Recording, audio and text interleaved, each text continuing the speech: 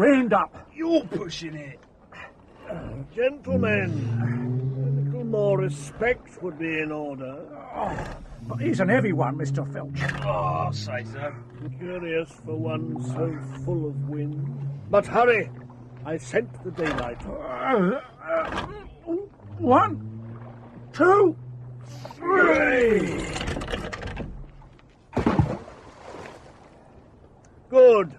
Here you are, gentlemen. 1 guinea apiece. Oh, but hold on, Mr. Phelps. This club you work for, what does it do? Oh, tut. Gentlemen, we agreed, no questions.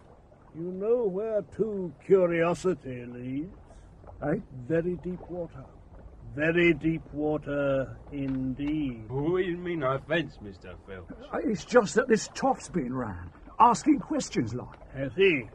And what did you tell him? Nothing. We don't know nothing. A toff, you say? Yes, Mr. Filch. A tall, thin geezer with a broad-brimmed hat and a cane and everything. You've done well. Here's another 2pence. Thanks a lot, man. And by the sound of things, gentlemen, I will have more employ for you shortly.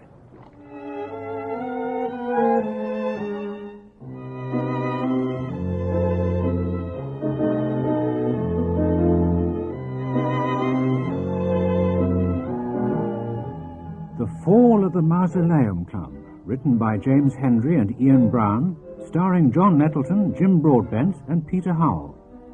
Episode 1, The Pet and the Pendulum.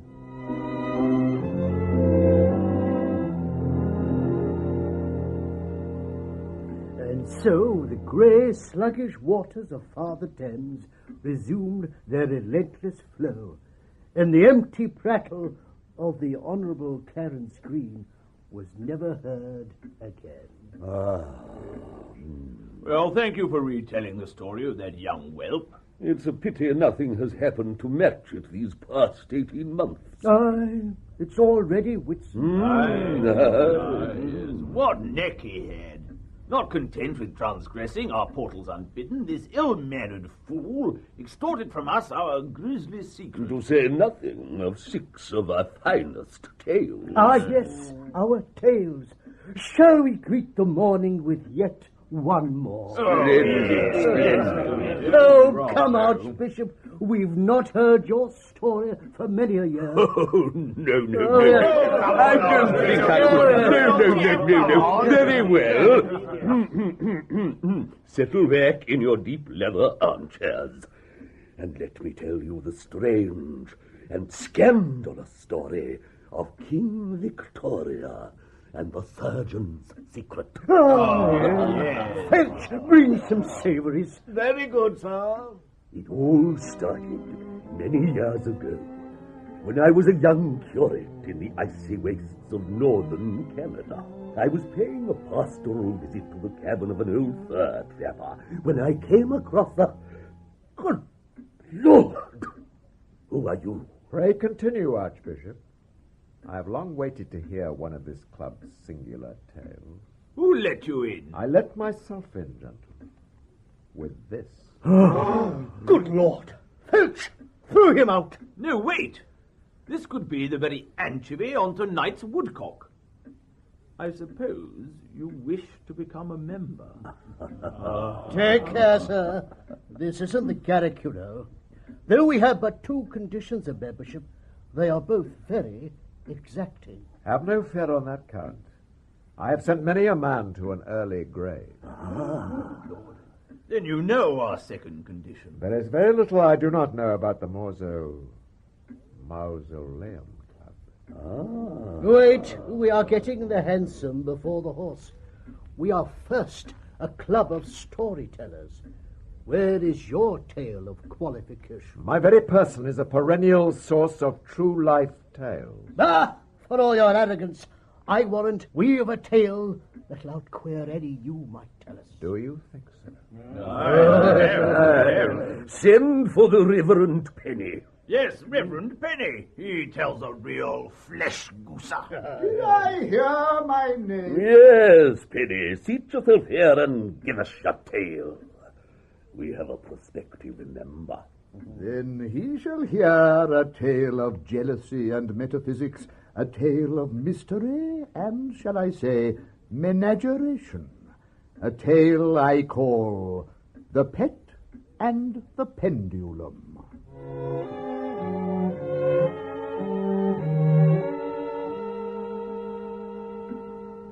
My name is the Reverend Charles Penny, late of St. Dorothy's College, Cambridge. And for some years I had been engaged in a friendly debate with an esteemed scientist, a Dr. Friedrich Westler, late of Heidelberg. My contention was that the soul is unique to man, whilst animals are born soulless. Dr. Westler maintained the contrary, and had even gone so far as to claim clinical proof of the same. Ha! I thought then. The debate raged long and hard in the columns of Theological Quarterly, then was carried on in the Lowestoft Bugle, and continued to stimulate for some years in the classified section of Practical Woodwork Monthly, incorporating the Gentleman's Shelver. Finally, a letter published in Thrilling Wonder Stories invited me to journey to Dr. Westler's mountain retreat, where he would demonstrate his theory in a most concrete way. Intrigued, I decided to bring my usual tandem holiday forward to the Easter Vac, and set out for Carpathia with my beloved books, a young companion, and the smell of blood in my nostrils. Nothing like cycling for cleansing the soul, eh, Peter? No, Mr. Penny, sir. And I might add that your soul would be cleaner if you pedalled a bit harder. I'm sorry, sir, I'm tired. Oh, can we stop for lunch? Certainly not. I'm most anxious to reach the village of Schreckheim before dark. Dr. Westler is expecting us for supper. But, sir, might we not get there faster? Yes? Oh, nothing, sir. I'll join the pedalling presently. Might I at least have a sandwich, sir? Sandwich? You're a lazy, tiresome boy. You did remember the sandwiches, didn't you, sir? Yes. Vividly. Oh. My, it is getting dark, and it's only 3 o'clock. Oh, dear. Faster, Peter, faster. August? It's more like September. Peter, I said August. Look, sir, look, it's sir. more like... Look there, sir. On the right. There's a tavern. We could shelter there. It's very bad manners to interrupt. All I said. I know. This tavern will provide some excellent shelter. Yes, that's what I was Don't trying interrupt. Wait for me here. So the rain, I don't think... Oh, and make sure the books don't get wet. Good afternoon, stout landlord. Good afternoon, St. Clergyman. What were you wanting, sir? Well, with all that cycling, I'll have a small sweet sherry. No, sir. No sherry. Good gracious. We have got schnapps. Oh, then I'll have a packet of those. As soon as this rain stops, we must be on our way. Visa? Yes, Peter is waiting outside. He's my nephew. You left him outside? Why, yes. A spot of cold water never did man harm. It's not the rain, sir. Get the boy inside!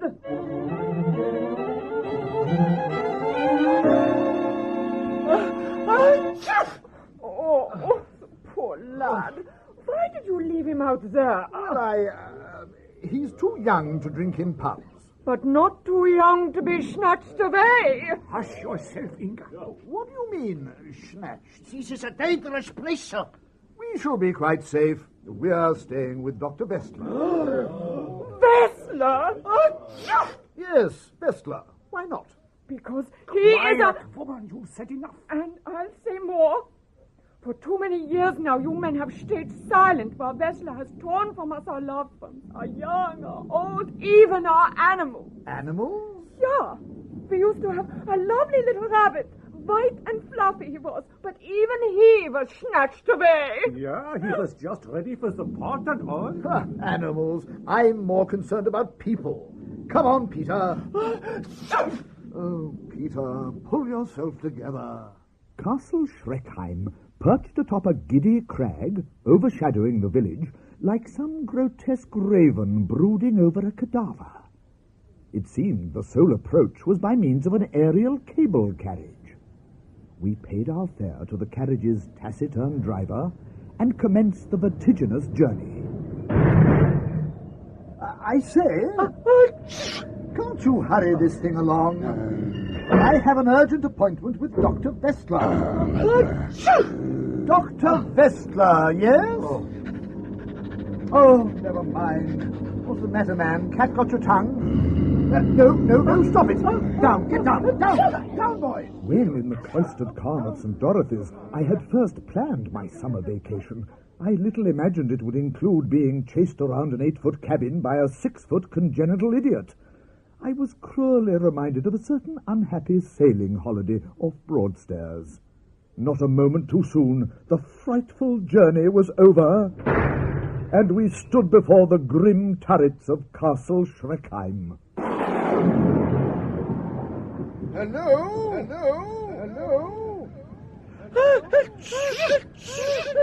Hello there!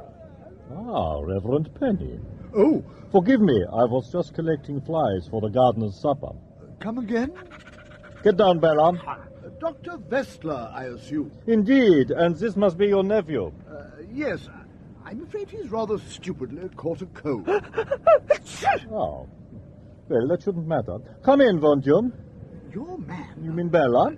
He seemed a little agitated. Pay no heed. He needs walking, that's all. As the cable carriage driver lolloped away into the shrubbery, I was conducted into a cavernous vestibule by the startling Dr. Vestler.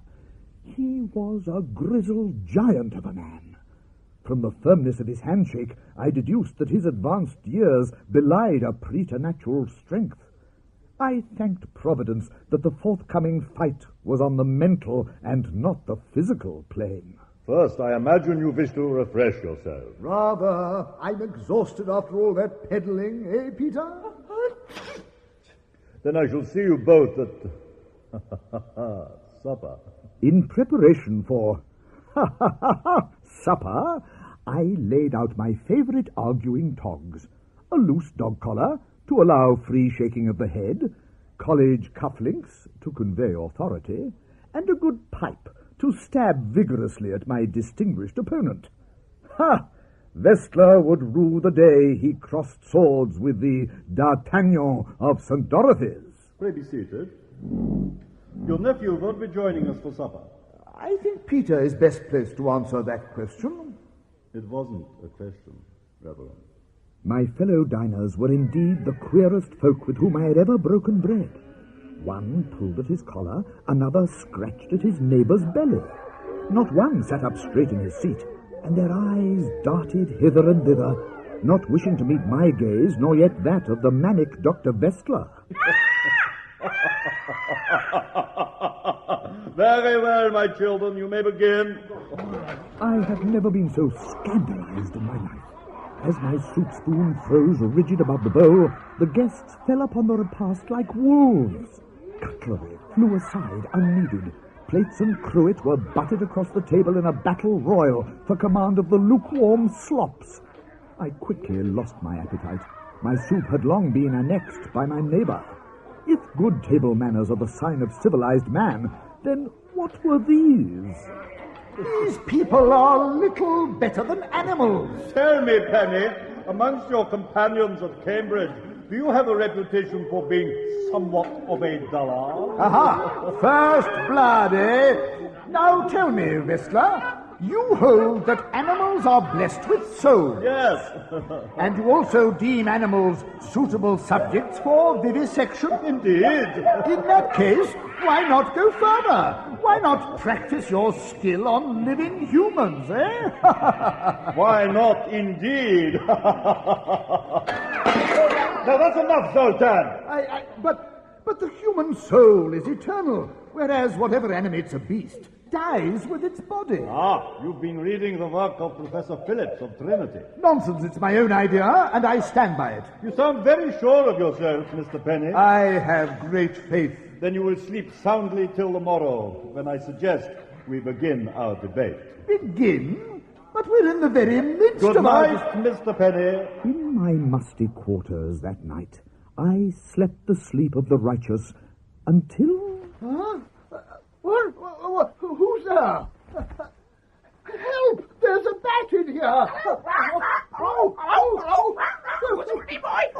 Get away from me! Shoo! Who's a lazy, tiresome boy? What? Penny is a pig. Peter wants a sandwich. Peter, what is it?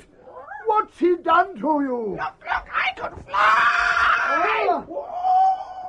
With this, the fluttering phantasm disappeared through the open casement, leaving me alone with my fear. How was it that this strange bird could repeat that which had passed between my companion and me but 6 hours before? I rushed into Peter's room, but of my callow companion there was no sign. Beastler, where are you? What's going on? Beastler! Down! Get away from me, you brutes! Down! Beastler! Help, Beastler! It was then that I noticed, amongst the seething rabble, something that set my nape hairs a-bristle.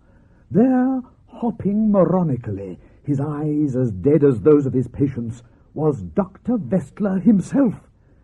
He was nibbling the end of a large, juicy carrot. Hi, Beastler! Help me!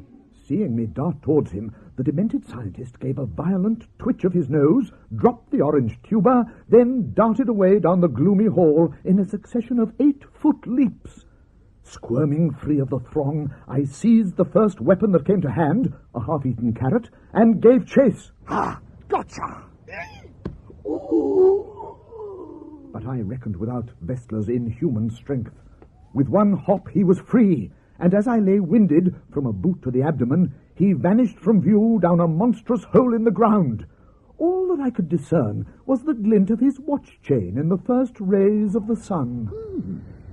Curiouser and curiouser. I must follow him and see where all this is leading. And follow him I did, groping my way through the enveloping gloom. Beastler! You're wasting your time, Squire. But Beastler, I have to. That isn't the real Whistler. That's just his body. Peter wants a cracker. What do you mean, just his body? Exactly that. His mind is elsewhere. Yes, well, he was certainly behaving distractedly. But what am I doing talking to a parrot? This is quite ludicrous. Not ludicrous, Penny, and not a parrot. Just his body. What's happening? Who are you? Dear, how soon they forget. Do you not remember your trusted companion, Peter? Yes, I remember him. It's thanks to his stupidity I'm in this mess. You think you're in trouble, Squire? I'm trapped inside a parrot. Peter, is it you? Good old Penny. Slow but sure. Peter, what has he done to you? It's quite simple. Whistler has discovered a technique whereby the human soul may be isolated and transposed with the soul of an animal. But this is a mockery of heaven. Beastler must be a genius of satanic inspiration.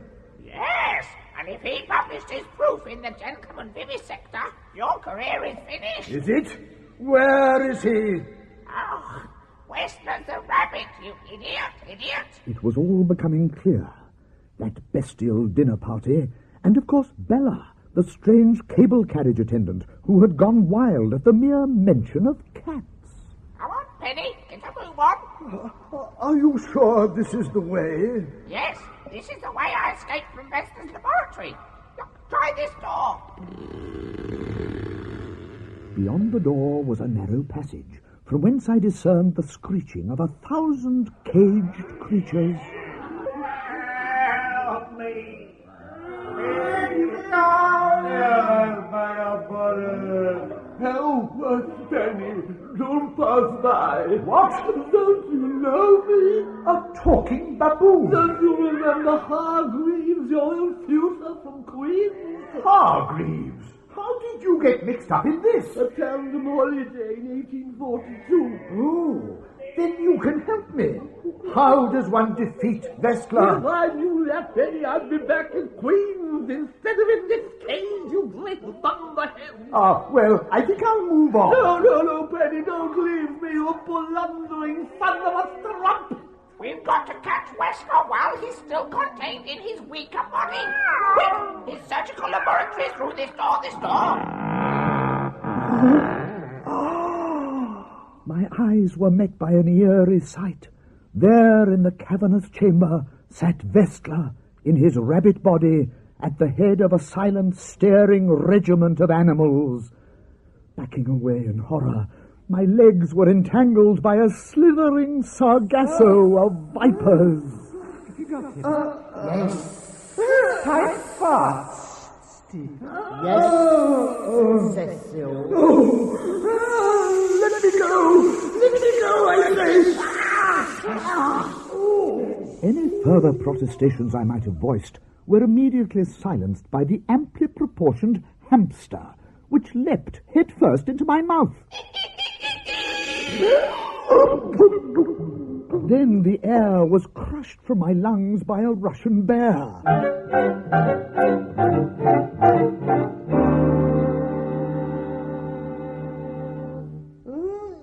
Where am I?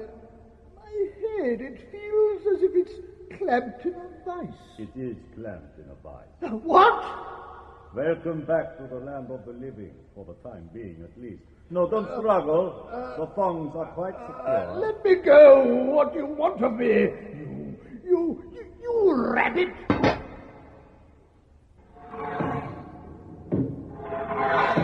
What's this? What's happening? Don't struggle, Penny. This is the means by which your soul, if you have one, will at last be free of the body's incarceration. I give you my most ingenious creation yet. Looking upward, I surveyed the ceiling of my prison. I now observed, with what horror it's needless to say, a huge pendulum whose nether extremity was formed of a crescent of glittering steel, about a foot in length from horn to horn, the under edge evidently as keen as that of a razor. With each swing, the blade slashed closer to my thudding chest. I could barely suppress a cry of outrage. You fiend! This isn't your idea. What? You stole it. No, I didn't. Yes, you did. You thief. I mean, what do you mean? Plagiarism, that's what I mean. Pendulums, axe heads. It's a terrible old chestnut. Oh, but I mean, two people can have the same idea at the same time, can't they? The same time? Poe got there 40 years ago. All right, I confess, I stole the idea from Poe. Now shut up and die!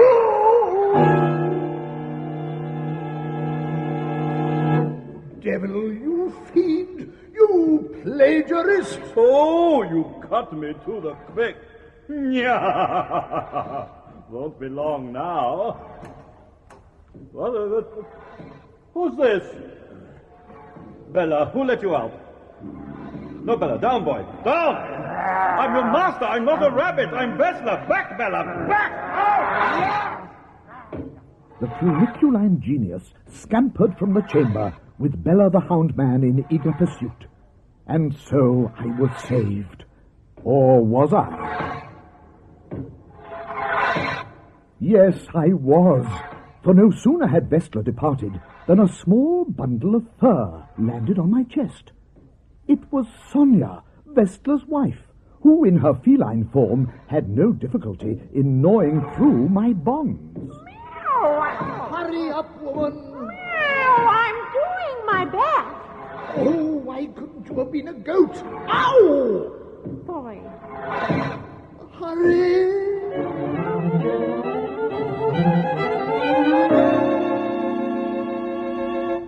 So, gentlemen, can you imagine what happened next? Yes, the cat gnawed through your bonds, and you rolled from the table just as the pendulum sliced it in two. Oh, how did you know that? It's a terrible old chestnut. Well, no sooner had I got rid of the cat than I was in the cable carriage, speeding across the valley to home, safety, and a jolly good bath. Phew! Well, at last that's over. Not quite, Penny. Vestler, will I never be free of your... But wait, You're just a rabbit. You want to fight? Very well, we shall fight. Ha! Must we? Yes. Very well, but to make it fair, you must take on all of me. No! Get back! Oh! I should have known Beastley in his weaker form would never travel far without the protection of his mighty thewed human body. In a flash of lightning, I was gazing at the sickening prospect of the sharp rocks 300 feet below, as the giant's branch-like arm dangled me from the carriage like a ripe fruit ready to drop. Next time, Penny, remember to check under the seat. Oh, don't let go! Don't let go! What shall we say? 2 submissions and 1 fall. Please, I'll do anything you want. Oh, God, I want you to die. Let the wretch fall. No! With that fleetness of thought reserved to those in desperate straits, I pulled from my waistcoat pocket the first weapon that came to hand, a half-eaten carrot. With the superhuman strength of the Assyriant, my adversary hauled me and his unfinished lunch back into the cable carriage. Ha-ha! Once I achieved the safety of the cabin, it was a simple matter to drop the carrot by the open doorway, and as the rabbit man bent forward to grasp the vegetable prize in his teeth... Out you go! Oh, no! No! What's the matter, Vestler? Afraid of a clergyman? You may be sure I will deal with you justly. It's too late for that. You see, my body has gone, and when the body dies, so does the... The spark of life in the rabbit's eyes flickered and went out. There he lay on the floor of the cabin, cold, motionless, and quite delicious, as I found out later that evening. What a horrible end. Not so. It's not everyone who settles an academic debate by eating his rival. Good yarn, sirs. But I fear you have been playing me a blinder. Are you calling me a liar? Not at all, sir. Though I fancy your face is less well known in the groves of Academe than it is on the London stage. And I would venture to guess that there is no such establishment as St. Dorothy's College, Cambridge. Blast you, sir. No, gentlemen. Instead of trying to gull me with fairy story, why did you not tell me the truth? It's far more impressive. You might have told me of the Melodium murders, or the Inaudible Man, or of the slaughter of 2 innocent children at the hand of their cold-hearted governess, or yet of the Honourable Clarence Green, who came to your portals seeking amity and association, and instead met his death. Then you know. There is very little I do not know about the Mausoleum Club. Mausoleum. Yes, every nuance of every detail of every murder has been assiduously collected and brought together in a single portfolio of incontrovertible evidence. Oh, no. Before you attempt anything rash, you must know that the catalogue of your crimes is deposited with my attorney at law, and in the event of my demise or disappearance, shall be passed to Inspector Cadbury of the Yard. Lost you, sir. I believe our visitor wants something. Indeed, how refreshing plain talk is after such poppycock. I want you to do exactly and completely as I say. Otherwise, gentlemen, it's the rope. The Fall of the Mausoleum Club, Episode 1, The Pet and the Pendulum, was written by Ian Brown and James Hendrie, starring Jim Broadbent, Michael Deacon, Peter Howell, Ian Mickey, John Nettleton, Liz Richardson, Michael Ripper, John Sampson, Alan Thompson, and Adam Wyde. Music by Max Harris. The producer was Paul Spencer.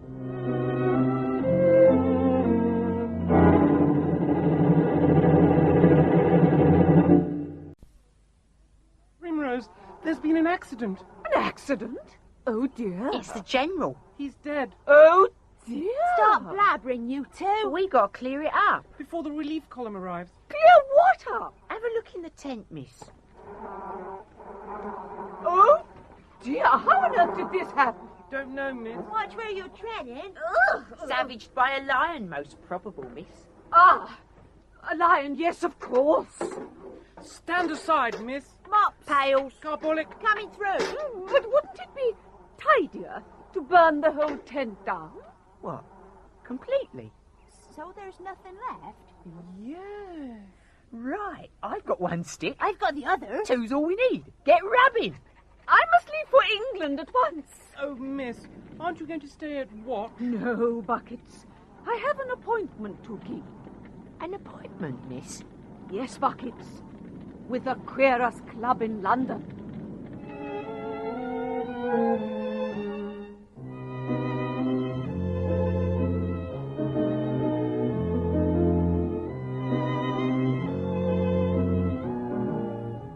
The Fall of the Mausoleum Club, written by James Hendrie and Ian Brown, starring Alison Steadman, Robert Stevens and John Matshikiza. Episode 2, The Charge of the Boys' Brigade.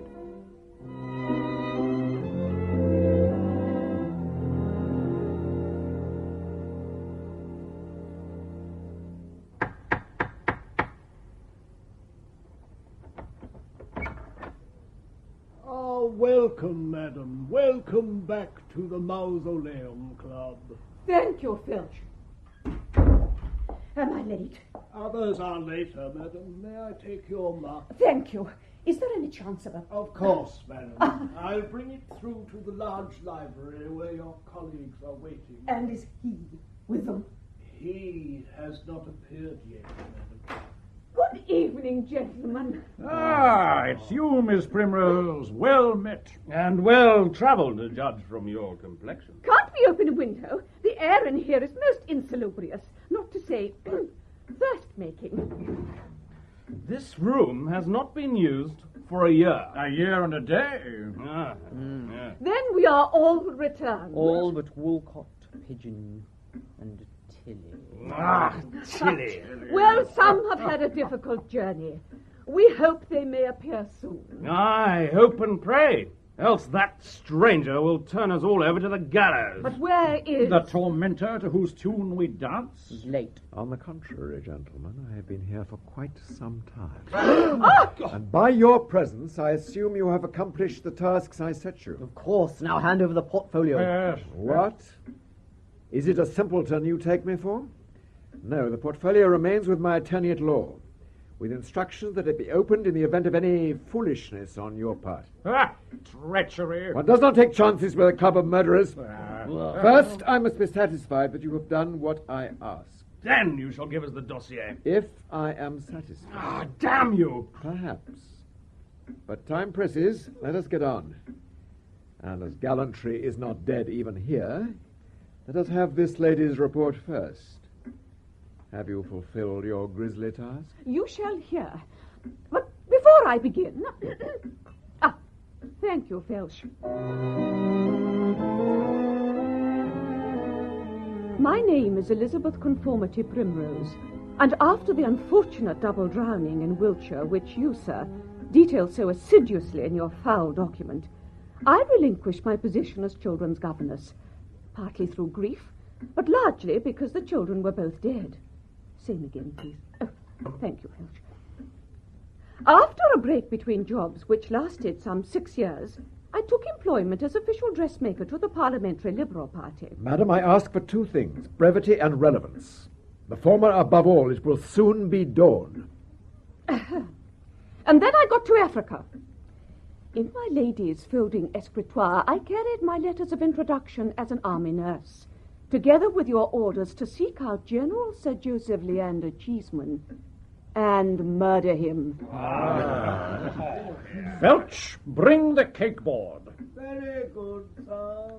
At Fort Albert, in the newly founded state of Rhodesia, I learned my quarry was many miles away across the Limpopo, high in the Mateki Hills, a dangerous territory in that dangerous corner of the globe. He was on a camping holiday. Are we nearly there, Mackintosh? About another half-mile, madam. Half a league. I said half a mile. Half a league onward. Into the valley of death rode the 600. There are 5 of us, and we are going uphill. What is in that bottle, madam? This? Ah, it's Dr. Collis Brown's chlorodyne. Cures cholera, dysentery, palpitation, toothache, and hysteria. So what is the tonic water for? Malaria. And the slice of lemon? Scurvy, of course. Ah. Well, you must stay alert in these parts. This is Boer country. Oh, it's all right. I've brought a book. I was speaking of the voortrekkers, madam. They are all... Waka waka, howdy doody, mister. Oh, no, here we go again. The strange apparition that had startled the horses so was a creature the like of which I had never seen before. It was completely naked, carried a small shield and spear, and its skin was a curious purple colour from the feet to the leg tops, and from the head down to the midriff. Of the other part I have no knowledge. I learnt my anatomy from the bowdlerized edition. In! Konyama!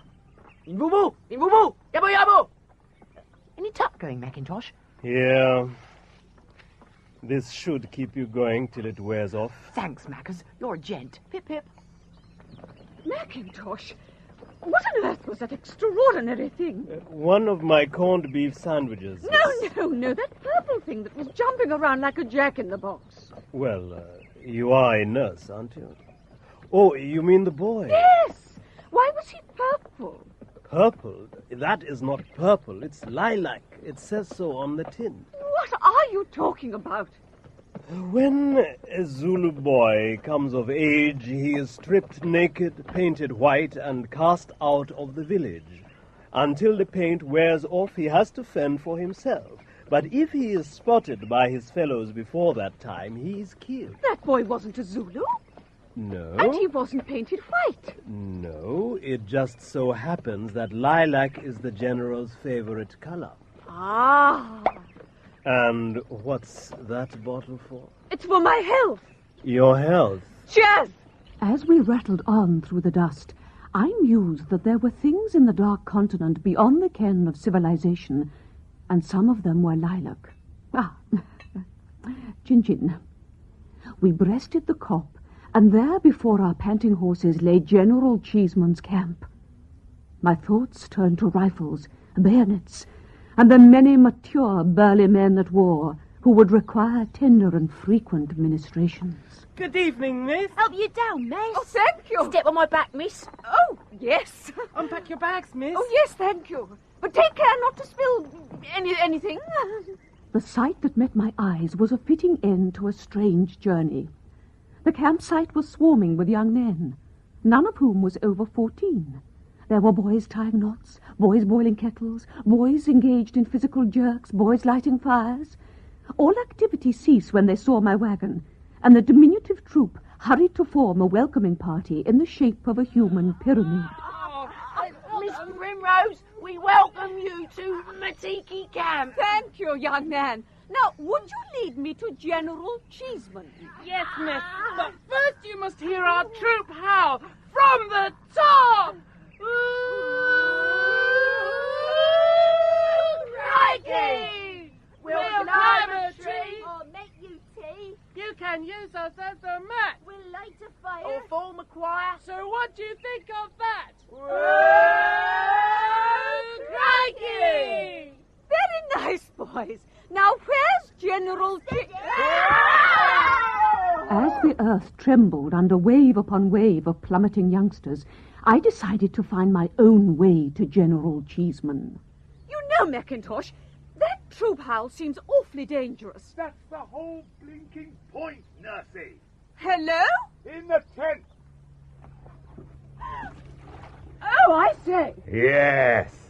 You see, a boy who hasn't lived dangerously hasn't lived at all. And a man who hasn't lived is no sort of Johnny to have in a tight spot, if you take my meaning. And if you can't find danger, why not invent some, eh? Makes sense, eh, Nursey? Well, Oh, Mackintosh brought the cold water. Yes, Good General. boy, pour it in. Buckets. Yes, sir. Yeah, that's the way. Do you mean to say we've carted this water all the way from Fort Albert just so that you can have a cold bath? Oh, pour it in, buckets. That's what built the empire. Cold water and shorts. But who are all these boys? Well, there's buckets, sandbags, bottle, spoon, and buckets. But where are all the soldiers? You see, I reckon if you give a chap a queer nickname, it's a real moral gooser, you know. And if a fellow needs punishing, you take the nickname away again and it works. Doesn't it, Buckets? I'm Sandbags. Are ya? Good man. Now your first job, Nursey, is to see to that lad over there. Buckets, I think. Certainly. What's wrong with him? Well, he's feeling a bit giddy. Then why don't you cut him down? Smart thinking, Nursey. Cut him down! Come over here, Buckets. Now I think you know how painful it is to hang upside down by one leg. Yes, and I think you know why I did it. I... Good man! Off you go! General Cheeseman, no one's explained to me what you're doing here. What does it look like? Well, a group of boys on a camping holiday. Exactly. And what doesn't it look like? Well, anything I've seen before. Exactly. Confuse yourself and you confuse the enemy. Confuse the enemy and, No, now it's gone. More music, Sandbags! Right. Last time over. Time for a fry-up under the star. These fry-ups on the veldt were jolly affairs, with bangers, spuds in their jackets, beef tea, and, of course, the fire-walking contests. Yes, well done! If Jack Ball were watching this, he'd be saying, "Not by any means would I wish to be caught in a tight spot against a Johnny like him. No, thank you, sir." Right. Ready, boys? Eek-hop, wacka, wacka, howdy-doody, mister. Pick-pock, dacka, dacka, see you later, chum. Bim-bom, golly, golly, letter from your sister. Rum-hum, silly Billy, topless from my mum. Righto! Who wants a fight? Come on, come on, come on! Tell me, Mackintosh, what's Cheeseman up to? It looks like he's teaching Sandbags the half Nelson. You got it? Yes, You got it? Yes, I mean, I've got it now. This isn't really a camping holiday. And maybe I'm not really a chef. Explain yourself. Cheeseman was sent here by Mr. Cecil Rhodes in order to scout out the land. You see, this is Boer country, but now the British believe there's gold here. They want the territory back. But a camping holiday? Yes, this is a very delicate operation. The sight of soldiers would provoke a war. Instead, Cheeseman was put in charge of Her Majesty's Upper Fifth, a regiment of underage volunteers. But who would volunteer for this? About 3 of them. The rest were conscripts from the dormitories and tuck shops of Albion. But they should be stopped. And it soon will be, after I file my next report to Mr. Cecil Rhodes. You mean you're a spy? I think I feel cholera, dysentery, palpitation, toothache, and hysteria coming on. My head swam with confusion and Dr. Collis Brown's emollient. There was I masquerading as an army nurse, Mackintosh pretending to be a chef, a military expedition pretending to be a holiday, and General Cheeseman pretending to be sane. Indeed, the very remembrance of it makes me quite weak. Thank you, Filch. Pin back your lugs now, boys. Now imagine, if you will, you're out on the veldt, all alone, unarmed but strapping fit. And just then, over the brow of the Kopje appears a band of Boers, every man jack of them dressed as a pirate. Now, suppose you wanted to infiltrate them. What would you do? Dress up as a pirate, sir. That's exactly what they'd expect you to do. Ow! No!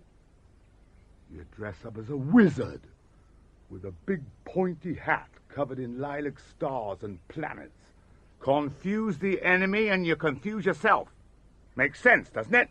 I don't think I can take much more of this. Well, you have had 2 bottles already. Well, I've got to pop off for a while now, but here to entertain you from another camp is Corporal Smythe, and I hope you'll give him a very warm welcome. Cheeseman vanished, and no sooner had he gone than he reappeared, wearing a badly fitting boater and a layer of burnt cork on his face. Oh, the camp-down ladies sing this song, doo-da, doo-da. The camp-town racetracks file by long, all of the doo-da day. Oh, who is this talented stranger? Hooray for Corporal Smythe. He's topping. I'll say. But where's General Cheeseman? Had you fooled this time? Oh! Who would have thought it? It was General Cheeseman all along. Yes, and now you know why the Zulu call me Kintikobo, the wolf with a dressing-up box. For the next few days, my hands were busy with the routine of camp life, treating grazes, tending burns, cauterizing stumps, embalming. But have no fear, sir. My mind was also busy, thinking how best to fulfill the obligation under which you had placed me. For not only was the General dangerously unpredictable, but he was permanently surrounded by an adolescent shield of loyalty. I decided that the best way through this armor was the piercing weapon of friendship. Ah, there you are, Buckets. A nice new eye patch. But, miss, I'm Sandbags. Come, child. Forget those silly nicknames. What are you really called? I can't remember. What? It's so long since we've been out here. They only know the names Cheeseman gives them. And even he gets them wrong. What do you call Cheeseman, then? We call him Mad Bloody Butcher. And my people call him Kintekobo. Ah, yes. The wolf with the dressing-up box. A more accurate translation is Mad Bloody Butcher. By the way, where is the General? I haven't seen him for a day and a half. He's over there. Where? There. He thinks we haven't seen him. Disguised as a rock. Oh, yes. You can see his sandals poking out. He's been there for hours. I felt sorry for him a while ago. I left him a cup of beef tea. As we watched the rock move almost imperceptibly towards the steaming mug, I was struck by an idea which I would bring to fruition that very evening. Aha, at last you come to the point. Why not try combining the contents of my bottles? Thus it was I made several advances in medical science. A Collis Brown Colada, a Tom Collis Brown, a Brown Lagoon, a Tequila Brown Rise, and a slow, comfortable brown between the sheets. The next morning, I had a headache. Nursey, wakey, wakey. Brought you a cup of warm water. It's perfectly clean. Just washed in it myself. Now, come on, get your frock on. I've got something to show you. Within moments, I found myself slung beneath a huge bloated tumescence. It was a hot air balloon. There. What do you think of that view, Nursey? I'm not sure. I can't see very well. Buckets, take her up a bit. Righto, sir. Look at that, Nursey, the veldt. The borderless veldt. It was an awe-inspiring vista. The mountains, the herds of wildebeest, a scattering of lilacs in a circle round our camp. Lilacs? There is no such flower on the veldt. Indeed not, sir. These lilacs were not to be found in any botanical catalogue. These lilacs had arms and legs and had once had breath. These lilacs were the victims of Cheeseman's deranged ritual of manhood. I suddenly realized the true scale of Cheeseman's dementia. Here was a man who killed children by the score, making my own achievement seem paltry. We're losing height again. We'll have to throw something out. Like what? Well, one of the sandbags. Good idea. Come here, Sandbags. But I'm Bucket. Oh, come on, play the game. But I am Bucket. Come on, come. Wait. Come on, over you go, Bucket. Brave boy, brave boy. Now that we're alone, Nursey. Stay away from me. Don't worry, I'm not that sort of chap. There'll be none of that until after we're married. Married? Yes. I like the cut of your canvas, Nursey. You stand up straight, you don't whine at hardship. And you know how to get dried blood off a pair of shorts. But you're mad. Mad? They said illegal was mad. Miss Primrose, do you know why I'm really here? Why, yes. To win back the Transvaal goldfields for the British Empire. The British Empire? Ha! No, this land belongs to me.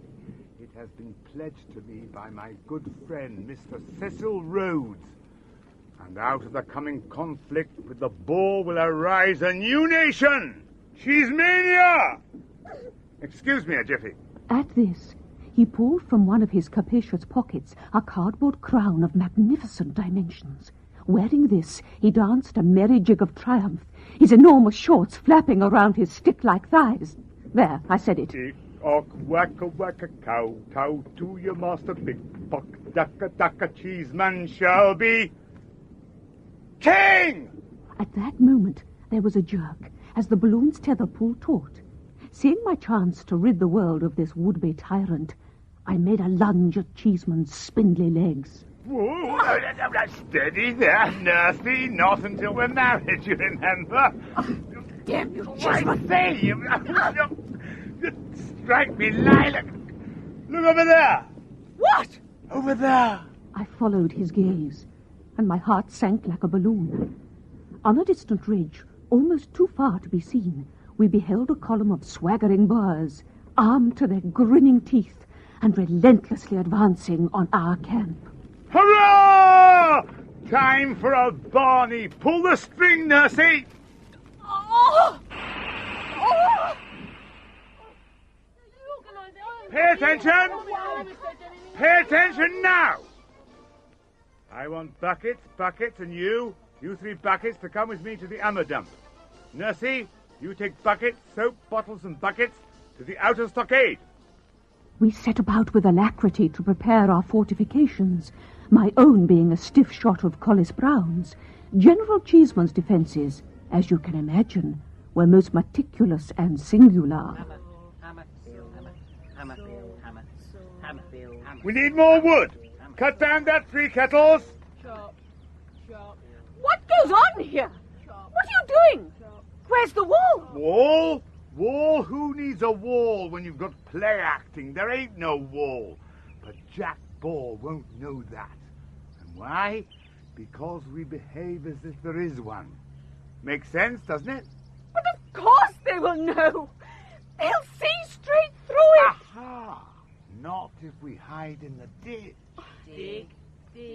Oh, my heavens. Would it not be better to surrender? I'll pretend I didn't hear that. Good. Here they come. First rank. Aim. Fire! Bang! Bang! Bang! Bang! Bang! Bang! Bang! Bang! Oh,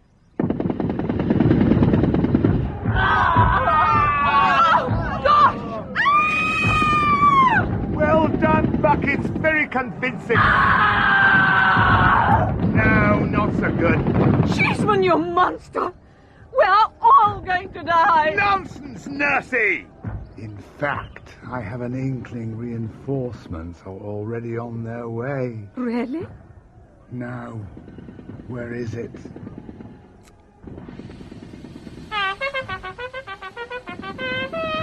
Yes, that's the stuff! Here they come. Oh, brave boy, Auntie, brave boy! Well, never mind. See what you make of this one.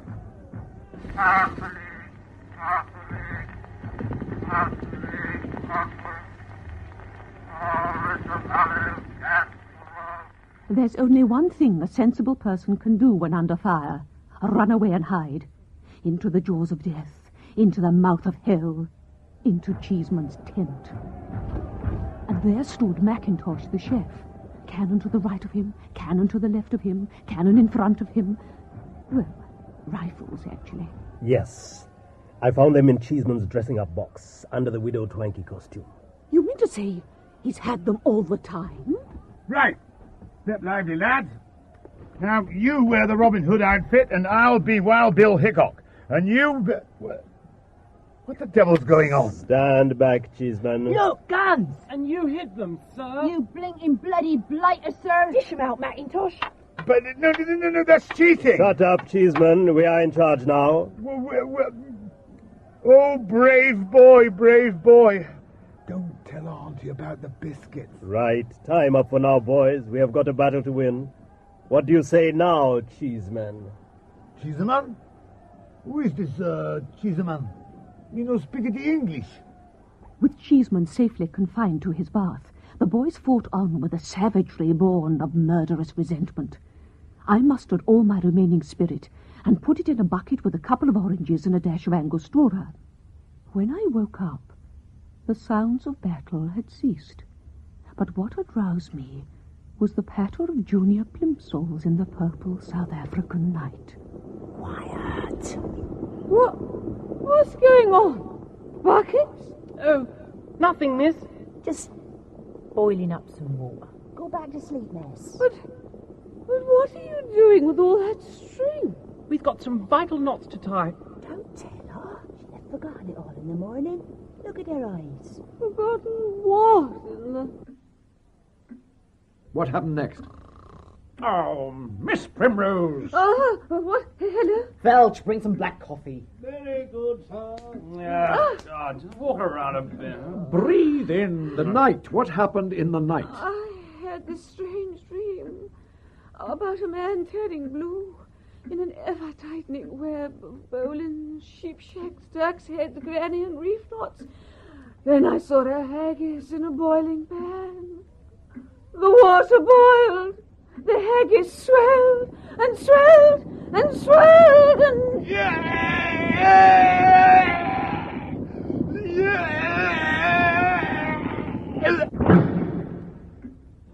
I see. Feeling better, Miss Primrose? So what became of Cheeseman? Oh, nothing I could recognize. But you could say he ended his life as he lived it. A man of many parts. Excellent. Another felon is at last brought to justice, and your first commission is completed. But what of the four that remain? You'll hear soon enough, sir. But first, we have some questions of you. What is your name? You still have the advantage of us. Indeed I do. And why have you done this to us? Why have you forced us to kill these people? Are the enemies of yours? All who evade justice are my enemies. You are from the police. The police? No. Let us just say that I am from a higher authority. What higher authority? All in good time, gentlemen. All in good time.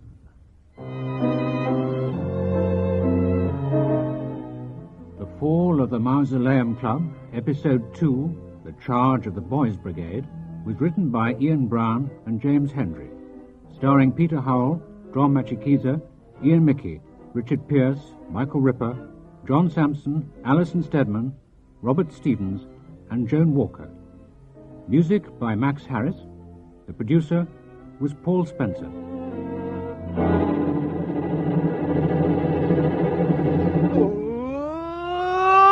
Crikey! We'll climb a tree. Or make you tea. You can use us as a match. We'll light a fire. Or form a choir. So what do you think of that? Oh, crikey! Very good indeed. And I must say, boys, I'm very impressed with the spick-and-span nature of your camp, especially after the terrible business you've been through. Thank you, sir. What a priceless idea this all is. Lots of fresh air, boiling tea, and tying things together. I should enjoy commanding a bunch of fit boys like you. Yes, sir. Oh, by the way, the name's Powell. General Robert Baden-Powell. Now then, who has the next report? Remember, I must be satisfied that all 5 missions have been successfully concluded, or else the catalogue of your crimes will be placed in the hands of Inspector Cadbury of the Yard. You blackmailing cur. Steady. He may have a knife at our throat, but we must never forget that the Mausoleum is a club of gentlemen. I move to beg your pardon, sir, but since we're all under the threat of the noose, Would it not be gentlemanly of you to explain why 5 of our finest murderers have been forced to rekindle their art? And why on these 5 particular victims? Victims? How droll. I merely sent you to achieve what the law could not. Justice. And what better way to serve justice than to set murderer against murderer? Explain yourself, sir. Consider the case of a desperate villain, a pirate chief perhaps, who for 20 years has terrorized the Caribbean seas with pillage, murder, and other crimes. At last he's brought to trial. But the night before his execution, he feigns his death and is smuggled away by his confederates. What is the next recourse? Justice must be served, even though the means be extraordinary. And I believe I am those means. Acting upon your compulsion, I confronted the man of whom you speak face to face. And let me tell you, my friends, if villainy may be given a name, its name is Trevor.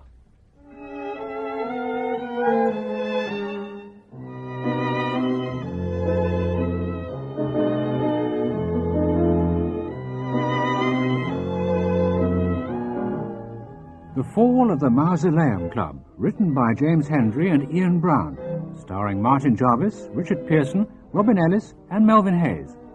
Episode 3, Trevor Island.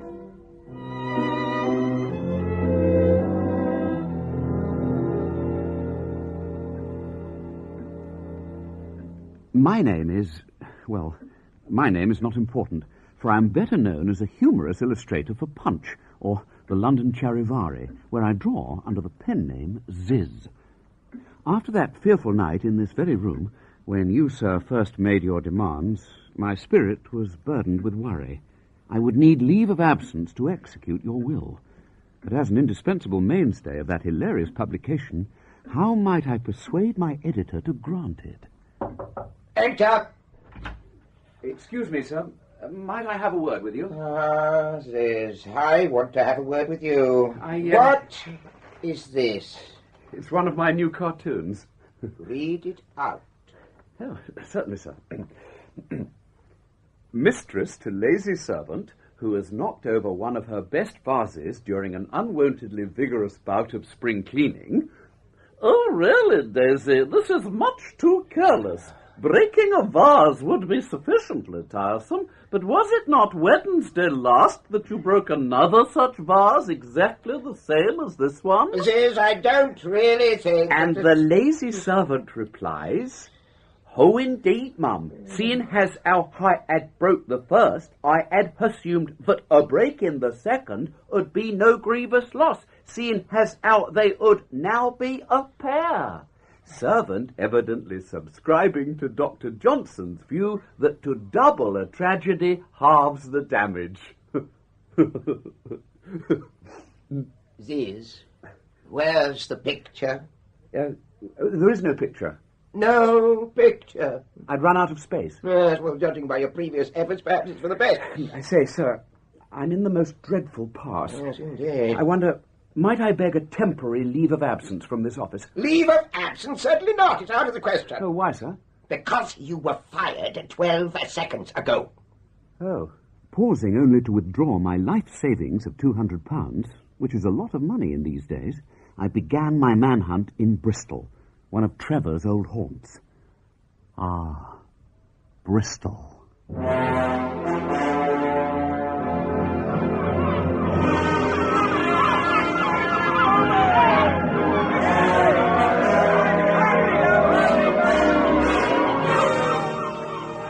Bristol.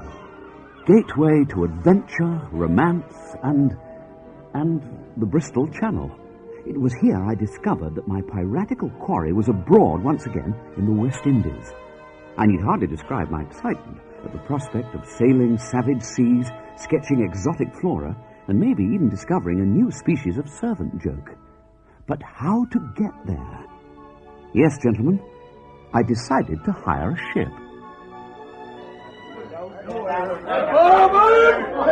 5 pints of rum! I said, barman! 5 pints of rum! 5 pints of rum what? 5 pints of rum, or I'll run you through with this marlin spice! That's more like it. I've no time for fancy folks. Excuse me, sir. Might I have a small glass of spa water? A glass of spa water. Yes, please. I see. Anything else? Well, as a matter of fact, yes. I'd like to charter a ship to the West Indies. Lads, take this gentleman out the back and give him what he's asking for. No, wait, I've got a better idea. Oh, what's that? Look who's just walked in. Wow! Here, sir. You're not a timid man, are you? Me? Oh, gosh, no. You're not feared of danger? I should say not. You don't mind living in fear every day God sends you, sir? No. Well then, we've got just the ship for you. Oh. Captain White! Ahoy there, shipmates. What can I get for you, Captain? The usual? Yes, please, Sidney. This time do use a strainer. That's it. Well, the cup to cheer. Here, Captain White, sir. This gentleman's looking for a ship. Ah, what's it to be? Trip round the lighthouse? Well, no. It's a bit further than that. Oh, lummy. Not Minehead. Well, no, past Minehead, the West Indies. The West Indies? Well, gracious, I'm not going there. I understood you had a boat. Well, yes, Well, then what's wrong with it? Well, nothing's wrong with the boat. It's the water. There's an awful lot of it. The salt plays merry heck with my skin complaint. Besides, the place is riddled with pirates. Not unlike Bristol. I do have 200 guineas at my disposal. Well, are you coming or not? Eh? Look, Slippy, or we'll miss the tide. Oh, coming. And, gentlemen, I'll see you again. I doubt it very much, sir. Very much indeed.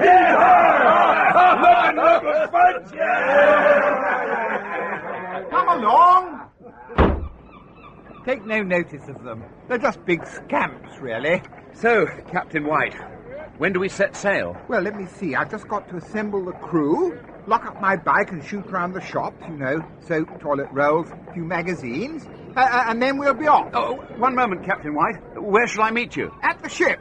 You can't miss her. She's down at Broad Quay, the SS Poodle. The SS Poodle, I was soon to discover, was a fine ship, tall and proud. It distinguished itself from the clippers and ketches on the bustling quay by the tallness of its mast, the whiteness of its sail, and its deck, swaddled from rail to wrought iron rail with deep pile axminster. You like it? It was my Aunt Jessie's idea. Oh. She hates the thought of anyone tripping up and hurting themselves. Anyway, give me a hand with the shopping and we'll pop down and meet the gang. Right.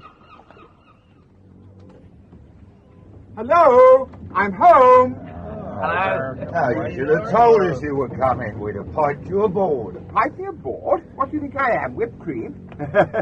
No, just joking. Now, gentlemen, this is Mr. Ziz, the noted humorous illustrator. Hello. Humorous, eh?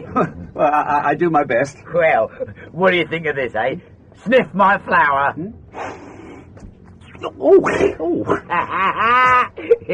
You weren't expecting that, were you? Kipper is our entertainment officer. Oh, indeed. Here's a hanky. Well, thank you. Now, this is Mr. Bannister, the first mate. Hello, mate. If you'll excuse me if I don't shake hands. I'm afraid Mr. Bannister lost both his arms in an accident. Oh, well, I'm sure he's still a vital member of the crew. Oh, no, completely useless. Mind you, he does a frightfully good hornpipe.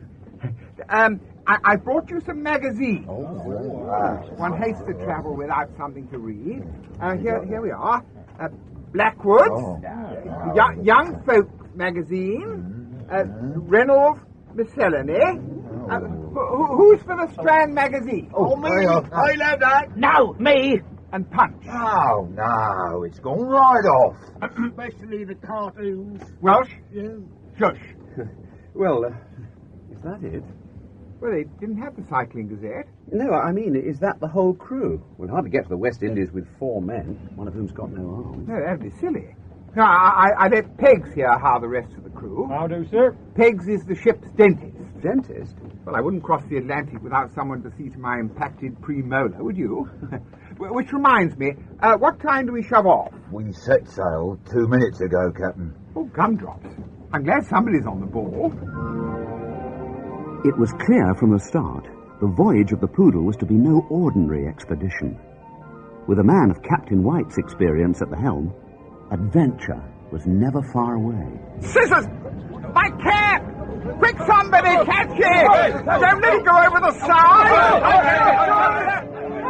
And since his navigating skills were quite exceptional, we put into Ilfracombe 3 times in the first week, he relinquished the helm to somebody with more marine experience, the ship's dentist. So, Master Pegs, how goes it? Oh, not so bad, sir. We're drilling hard for Madeira, then we'll slip through the cavity between the Canaries, making a secure foundation for our bridging work to the Bahamas. So we're making good time? Aye, sir. As sweet as a brush across a set of pearly white incisors, sir. Oh, marvellous. I can't wait to sketch the natives. To say nothing of the pistols and sabres. What? Well, you must have heard of Trevor and his band of pirates. Pirates? You never said there'd be pirates. Soak me, dentures. Yeah, his gang was wiped out by the revenue men, but their booty never found. Booty, eh? Oh, tell me more. What's that, Bannister? Someone take that teacup from him. Oh, yeah. Well, some say the treasure's still out there waiting to be dug up. Buried treasure, eh? Well, where is it? It's not worth thinking about. Trevor and his men are all dead, and no one's going to know where it is now. Well, yes, I suppose you're right. If they are all dead. Hey, what are you doing? I'm sorry, Captain. I'm turning the ship around. Pirates, treasure. I'd sooner have gingivitis. Higgs, I've told you there are no pirates. Captain, pirate clipper on the starboard bow. No, only joking. Oh! The orthodontic helmsman, having been mollified with a dozen back issues of Punch for his waiting room, we made good progress thereafter. As the days turned to weeks, and the weeks turned to fortnights, the skies grew clear, and a tropical sun beat down on our tender English necks. The ship became a sea-born furnace. Ooh. Would anyone object if I took off my blazer? Captain, look at this. Good Lord. A treasure map? Well, no, actually, it's a drawing of you.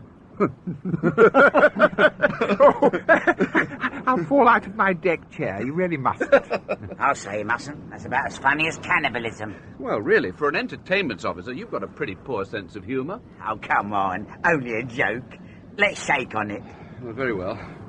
Oh, come on. It was only a joy buzzer. Yes, but you kicked me on the knee. Yeah. Weren't expecting that, were you? What? No. Settle down, everyone. I think we're all getting a bit hot and a bit tired. Kipper, why don't you organise something to goose up morale? Oh, yeah. White up an idea.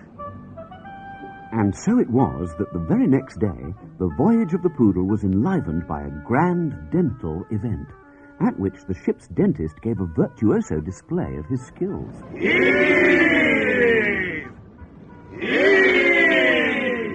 It was a glorious affair. The afterdeck was festooned with bunting, and Bannister had dressed up in his best wooden arms.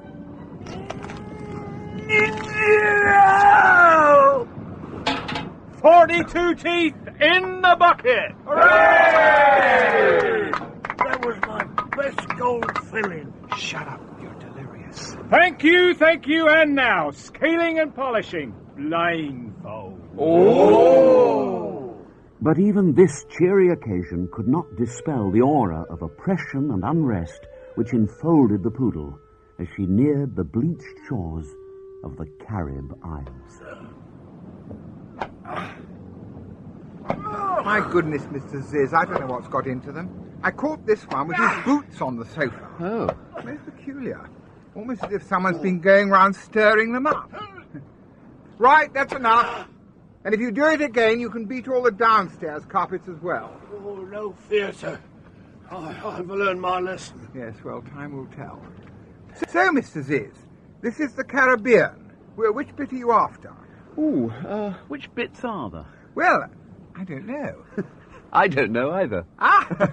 We make a fine pair. Might I make a suggestion, Captain? Yes, Pigs, far away. Well, if it's sketching desert islands Mr. Ziz is after, then I know the very place. Oh. Tombola. Tombola? Aye, 'tis a small island, but 30 leagues from here. Plenty of sand, plenty of trees. Nobody lives there, not even pirates. Well, just right for an artistic temperament. Well then, looks like it's Tombola ahoy. Tombola. How that name stirred my spirit of adventure. And yet, at the same time, with what dark misgivings my stomach churned. If Trevor had truly slipped the noose, might he not have amassed another pirate gang? In which case, what use was our ragtag crew against a hardened criminal army? That night in my cabin, I tossed and turned without rest or repose. Kipper had made me an apple pie bunk. So, unable to sleep, I tiptoed my way to the moonlit poop. The tropical night is so beautiful. I must fetch my sketchbook and draw the stars. Hold on. Who's there? Oh, Mr. Ziz, it's you. I was well nigh afeard for my life. Oh, Pegs, what are you doing out so late? Well, I thought I heard something. Pirates again, eh, Pegs? No, it was just a bad dream. You go on back to your bed. Oh, yes. I feel better now that I know you're watching over us. So, matey, are you for us or against us? Oh, well, I'm for you, Mr. Wilkes, sir. I should hope so.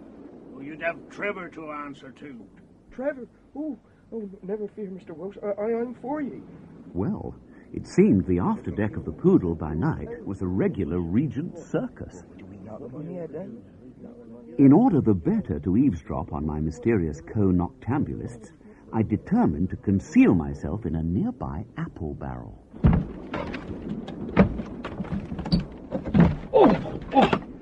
Ah, Mr. Ziz, what you doing in that apple barrel? Well, well, it's quite simple. Well, they say there's a rotten one in every batch.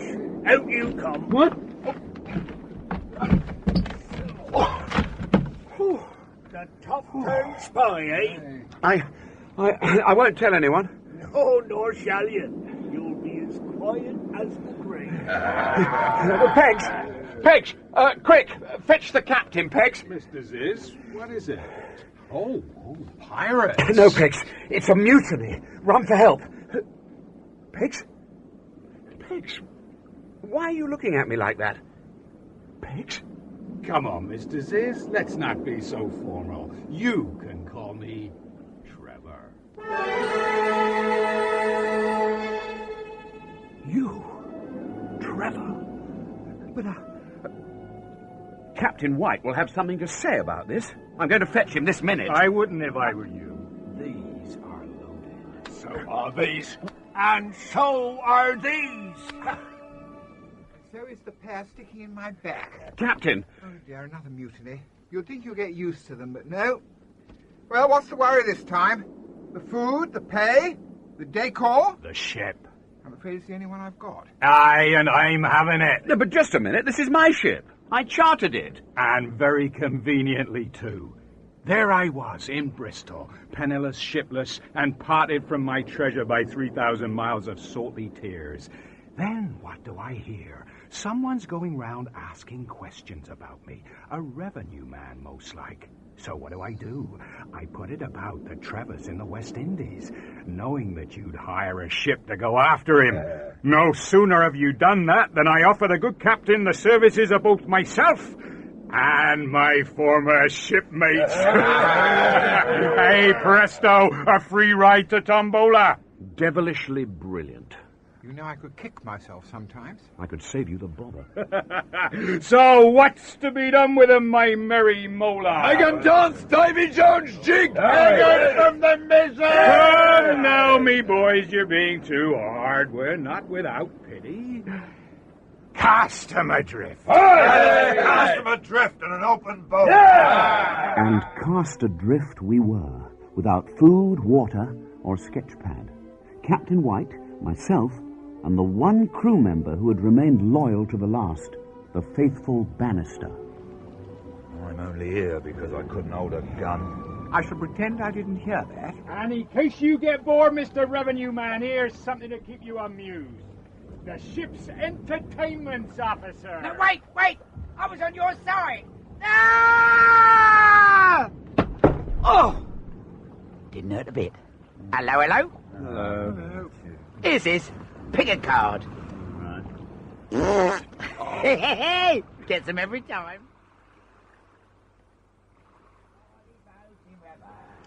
Well, here's a prize pickle. No food, no water. Lord knows how long we've been drifting aimlessly like this. I'll make it about 10 minutes. Gosh, is that all? Yes, it does seem longer, doesn't it? Yes. I do hate missing breakfast. It throws me out for the rest of the day. Yes. Anyone bring a book? Here. This'll cheer you up. Sniff my flower. Oh, What are you looking like that for? It's only water. Water? Why didn't you tell us you had some water? 'Cause it would have spoiled a surprise. No. Settle down. We may be going to die, but we mustn't forget our manners. No. Now, does anyone know any good stories? I know one. It was Christmas Day. A huge goose was roasting in the oven. Brussels sprouts it was. And shut up. All right. Try this one. It's not about food, is it? No. It's about these 3 traders what got iced up in Baffin Bay, right? So they got no food, and they got hungrier and hungrier and hungrier. Oh. Anyway, the 3 of them decided on a plan, right? So the traders crept up on the other one. I say, I think I've heard this story. Oh, have you? Yeah, so have I. Have you heard it, Mr. Ziz? Why, yes. I do believe I have.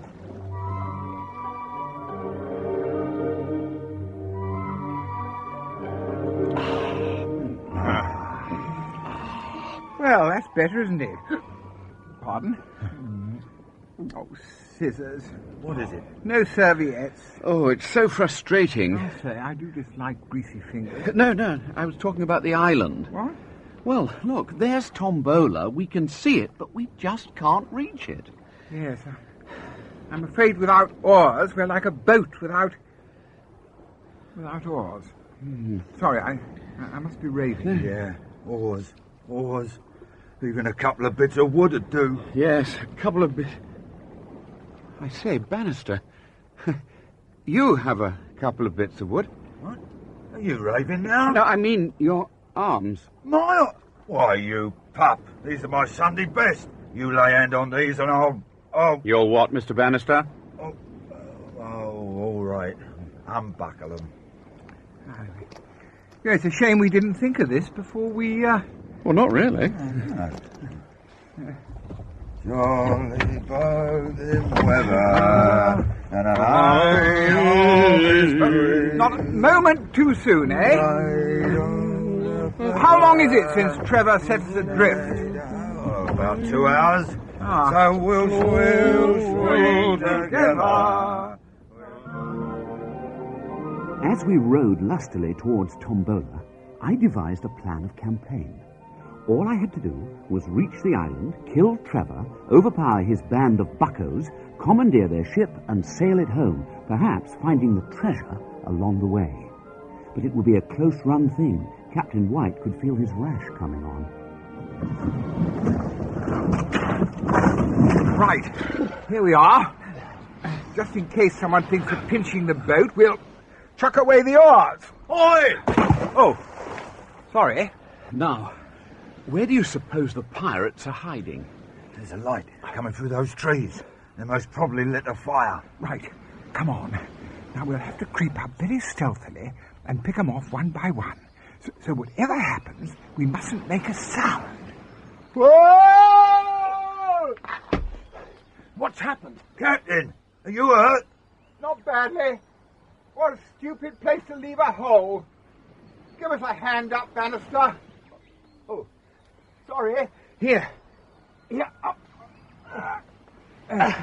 Oh, thank you. Oh, look, I've snapped my favourite bra. Never mind that. Somebody might have heard us. Now, please look where you're going. No! See? It's not easy, is it? I struggled out of the hole, and the three of us peered into the encroaching tropical dusk. To our surprise, the entire foreshore was peppered with giant holes and massive mounds of earth, like the burrowings of some freakish mole. They haven't got a map. What? Yeah, they haven't got a map. They don't know where the treasure is, so they're digging blind. As I always say, cheats never prosper. Come on, let's creep up on their camp and find out what's going on. We crept towards the pirates' stockade, avoiding the holes wherever possible. Whoa! Oh, honestly. Look where you're going. As we drew near, the others took up my suggestion that we hide ourselves in the thick undergrowth surrounding the camp. Oi! What are you doing in that undergrowth there? Well, stump me, it's the revenue man. Come on out with your hands up. Oh, Lord. Oh, dear. Line 'em up. Don't push. So, this is how you repay my clemency. Well, you won't be so lucky this time. You'll be boiled in oil, then strung up and quartered like buttocks of hound. Oh, but Lord. first, pass me my bag, Welsh. We wouldn't want to send you to heaven with bad teeth. Oh, Lord. Now we're really for it. Don't panic. I think I've seen the way out of this. Yes? Run like fun! And run we did, hotly followed by the wild-eyed bandits of the main. Thanks to my hygienic upbringing, I quickly outstripped my pursuers and paused for a rest behind the first convenient rock. Don't bother to retrieve your breath, Mr. Ziz. You won't be needing it again. Trevor, but how did you catch me up? I took a shortcut. Oh. Now, die, taxman. All right. But first, smell my flower. Ah! Oh, my eyes! Salt water. Where are you, you worm? Over here. Where? This way. This way. I can't see it now. Whoa! And down he fell, down onto his twin antique flintlocks, which had once expelled their deadly charge into their master's chest. So, that was the end of Trevor, dental scourge of the high seas, the victim of an unfilled cavity. But the treasure? What about the treasure? Aha, I was just coming to that. The pirates, now rudderless, turned to the one man on the island who had the natural bearing of a leader of men. Now, all right, you chaps. First things first. It's quite obvious there's no treasure here, so we're all going home. But before that, you must bury your late friend. Bah! Let him rot where he lies for all I care. Or be like that, then. Go and wait on the boat. Mr. Ziz and I will be an hour and a bit.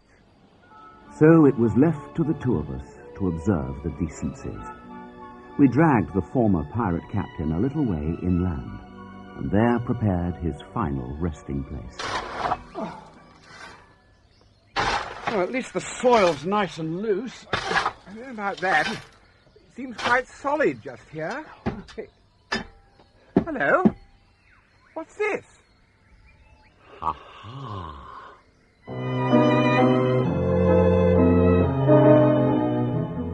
The Fall of the Mausoleum Club, Episode 3, Trevor Island, was written by Ian Brown and James Hendrie, starring Robin Ellis, Melvin Hayes, Peter Howell, Martin Jarvis, Richard Pearson, Ron Pember, Michael Ripper, William Simons, and Bill Wallace. Music by Max Harris. The producer was Paul Spencer.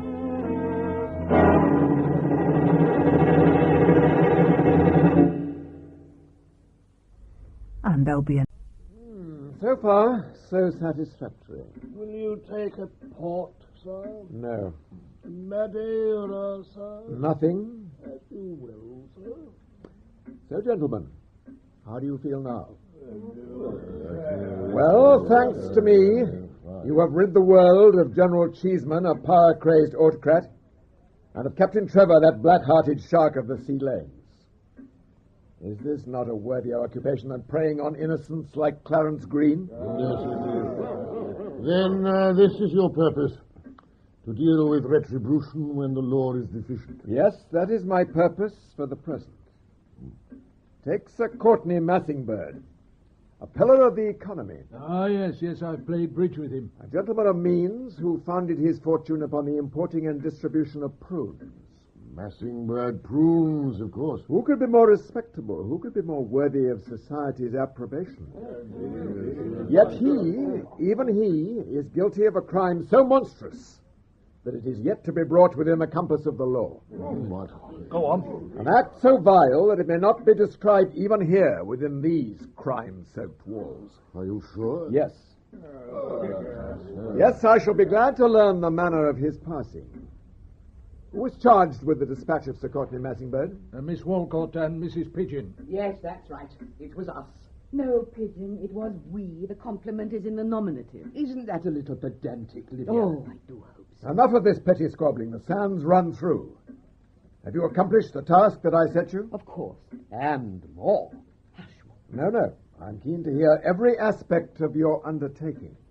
Then let Mrs. Pigeon, my constant companion and chronicler these past 15 years, recount the tale in her usual grandiose manner.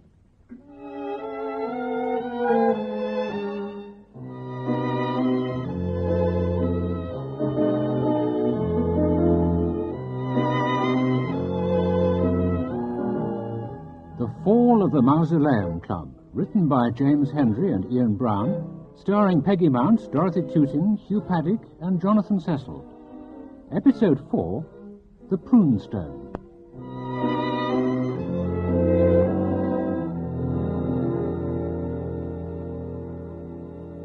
My name is Mrs. Eustacia Pigeon, lately teacher of calisthenics and hygiene at Lady Jane Grey College for the Daughters of Servicemen. Just get on with it, Pigeon.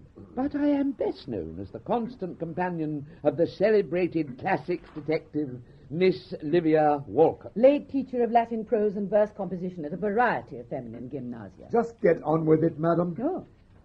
You may have read my accounts in the Strand magazine of such notorious cases as the affair of the murdered subjunctive, the case of the butchered meter, and the adventures of the misplaced gerundive. Which baffled the police of their day as much as Pigeon's convoluted prose style. I understood, Livia, that you wished me to get on with it. Yes.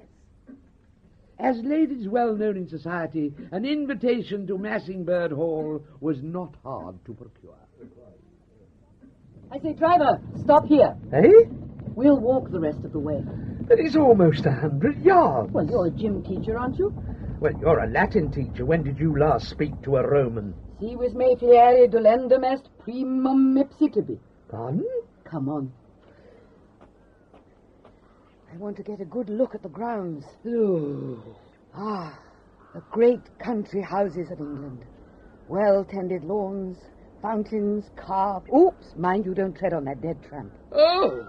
Topiary, peacocks, and here the master of the house waiting on the steps to greet us in person. Welcome to Massingbird Hall, ladies. Have a prune, won't you? Oh, yes, please. No, thank you. It would mar our appetites for dinner. I think my appetite could probably survive a marring. I dare say. Will you show us to our rooms, Sir Courtney? Of course, Miss Wilcott. There are, of course, a number of other house guests. My son Horace is lodging with me at present. Then we have Mr. Taylor, a local gentleman, and Captain Carver of the regiment and his lady. But, of course, we'll meet them all at dinner. Oh, good. Excellent. Yes, I think you'll like my friends. What friends?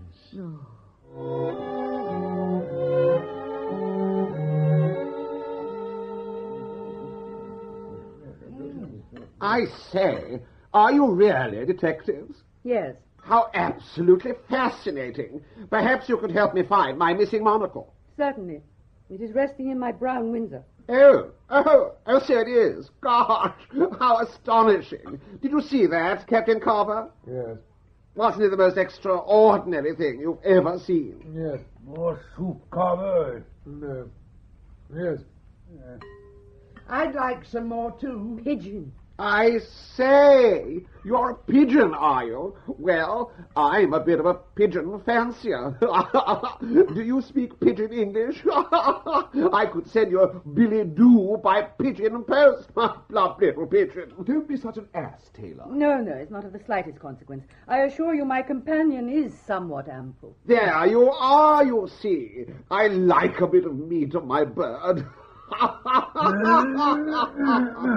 I think perhaps it's time for the ladies to withdraw. But, Father, we're only on the soup. Yes, that's all there is. Someone up there to clean out the pantry. Pigeon? It was just a snack. I think I'll withdraw. Is it okay? Oh, capital. Now the ladies are gone, I think we may let off steam a bit with some right gentleman stories. I came across an amusing anecdote just the other day. Say, what do you think here? While leafing through the Tusculani Disputationes, it seems a young man returned to the family farm after a year away at war. Yes. And he went up to his father and said, "Father." And then the 14th old man gave the father 3 geese, saying, "Take these, sir, it may do thee good." To which the boy's father replied, "Sealant enim leges inter ama."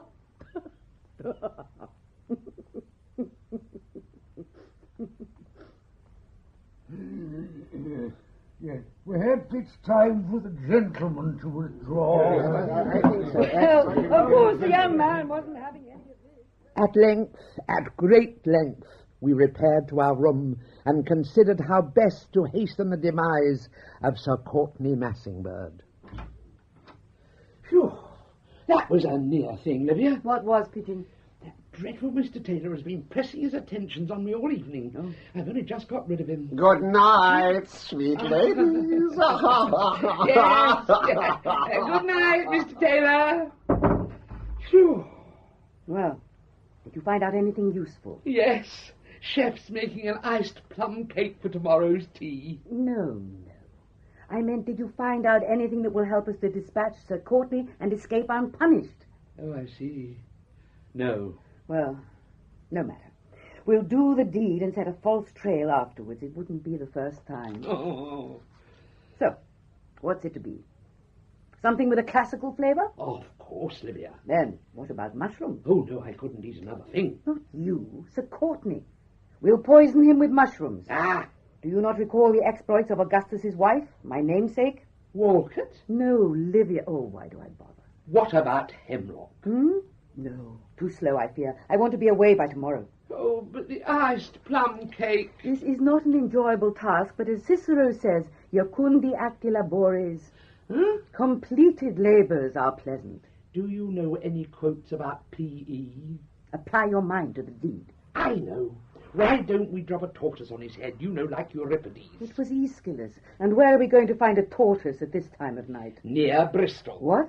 I believe there is a zoological garden. Oh, pish tush. Or we could contrive to shoot a poisoned arrow into his heel. I know. The asp. No, it was the heel. An asp concealed in a bouquet of flowers. I'd have thought a tortoise easier to find than an asp. Pigeon, pass me my suetone. Less noise, Pigeon. You wake the Courtenay. I can't help it. It's my stomach. But you've just had an enormous dinner. That was 4 hours ago. It's looking forward to its breakfast now. Oh, yes. These are Sir Courtenay's boots, so this will be his room. Pigeon. It was the door. There's our man sleeping the sleep of the just. Ah, the just about to die. How fitting. An old libertine smothered in his chamber by an embroidered cushion. But this time Tiberius Caligula shall not fail. Pigeon, hand me the weapon. Oh, you will be quick, won't you? Of course. I haven't finished embroidering it. Yes. Now we place the gentle agent of destruction over that gaping mouth and treacherous nose and just press down and...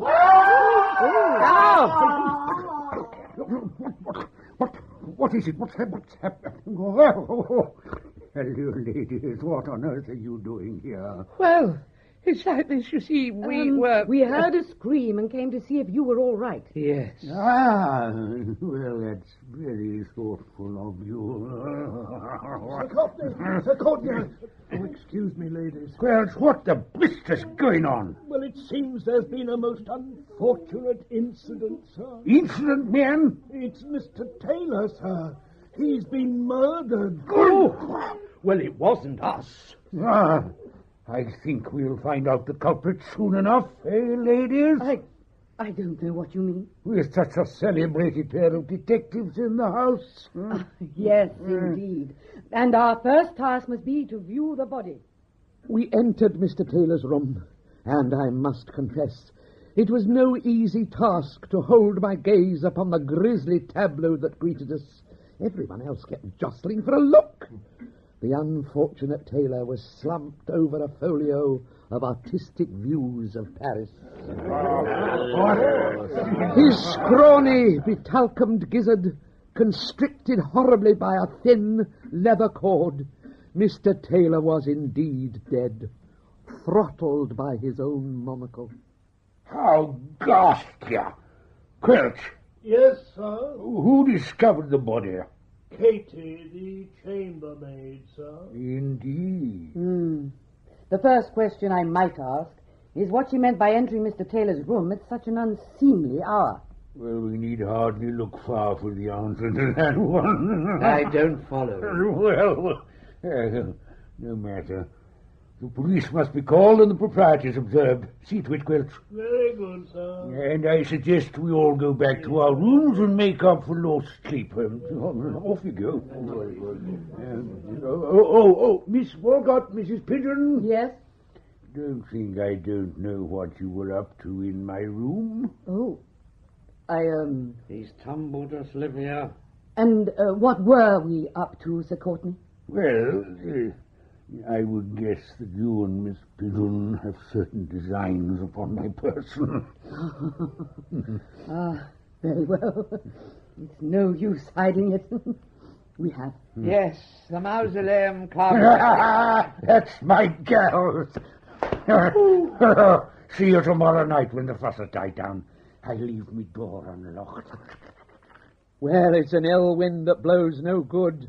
The disturbing events of that busy night meant that few of the household had the stomach for breakfast. What have you got left then, Quelch? We have kedgeree, kippers, porridge, devilled kidneys, an assortment of grilled meats, and, of course, prunes. Splendid. That will do. Very good, madam. So, Livia, who do you think did for Mr. Taylor? Well, as usual, I've drawn up a list of the suspects.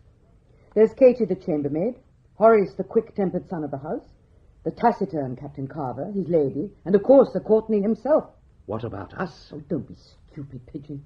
We're the detectives. Oh, very well.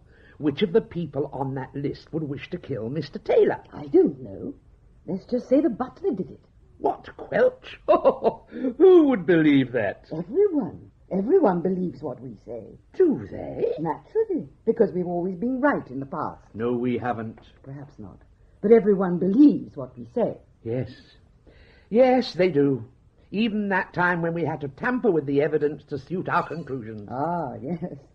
You are referring to the case of the unholy conjugation? No, it was the case of the irregular ending. Or was it the declension into hell adventure? One has to admit we have done it with embarrassing frequency. Well, one has a certain reputation and a living to maintain. Indeed. The butler it is, then. Your breakfast, madam? No, Quelch. You are. That morning promised to be a busy one. First, we had to defend our detective reputations by implicating the butler in the murder of Mr. Taylor. Then we had to contrive the destruction of Sir Courtney and escape unpunished. Under the guise of investigating the mystery, we set out to survey the grounds of Massingbird Hall. A visit from the constabulary was imminent, and it was our intention to help their inquiry in such a way as to make the butler's guilt seem undoubted. But whilst examining the east wing from the Dutch garden, we were inconveniently surprised. A magnificent prospect, ladies. all paid for by Prunes. Ah, Sir Courtney. I trust you've remembered your riding gear. Oh! There's to be a hunt this afternoon. A hunt? Given the circumstances, might not blood sport appear somewhat tasteless? No. Couldn't stand the chap myself. And besides, it's not a real hunt, just a drag. A drag? Following an artificial trail. Ah, a practice Miss Walcott and I are closely familiar with, Olivia. It sounds most intriguing, Sir Courtney, but Miss Pigeon and I have much still to do. Oh, don't worry about that. The police will be here this afternoon. They'll soon sniff out the culprit. Perhaps sooner than they think. We'll see you this afternoon then, Sir Courtney. 2 o'clock on the large parterre. Aha. Excellent. What? Don't you see, Pigeon? A hunt. A hunt? Yes, an ideal chance to do what we came for.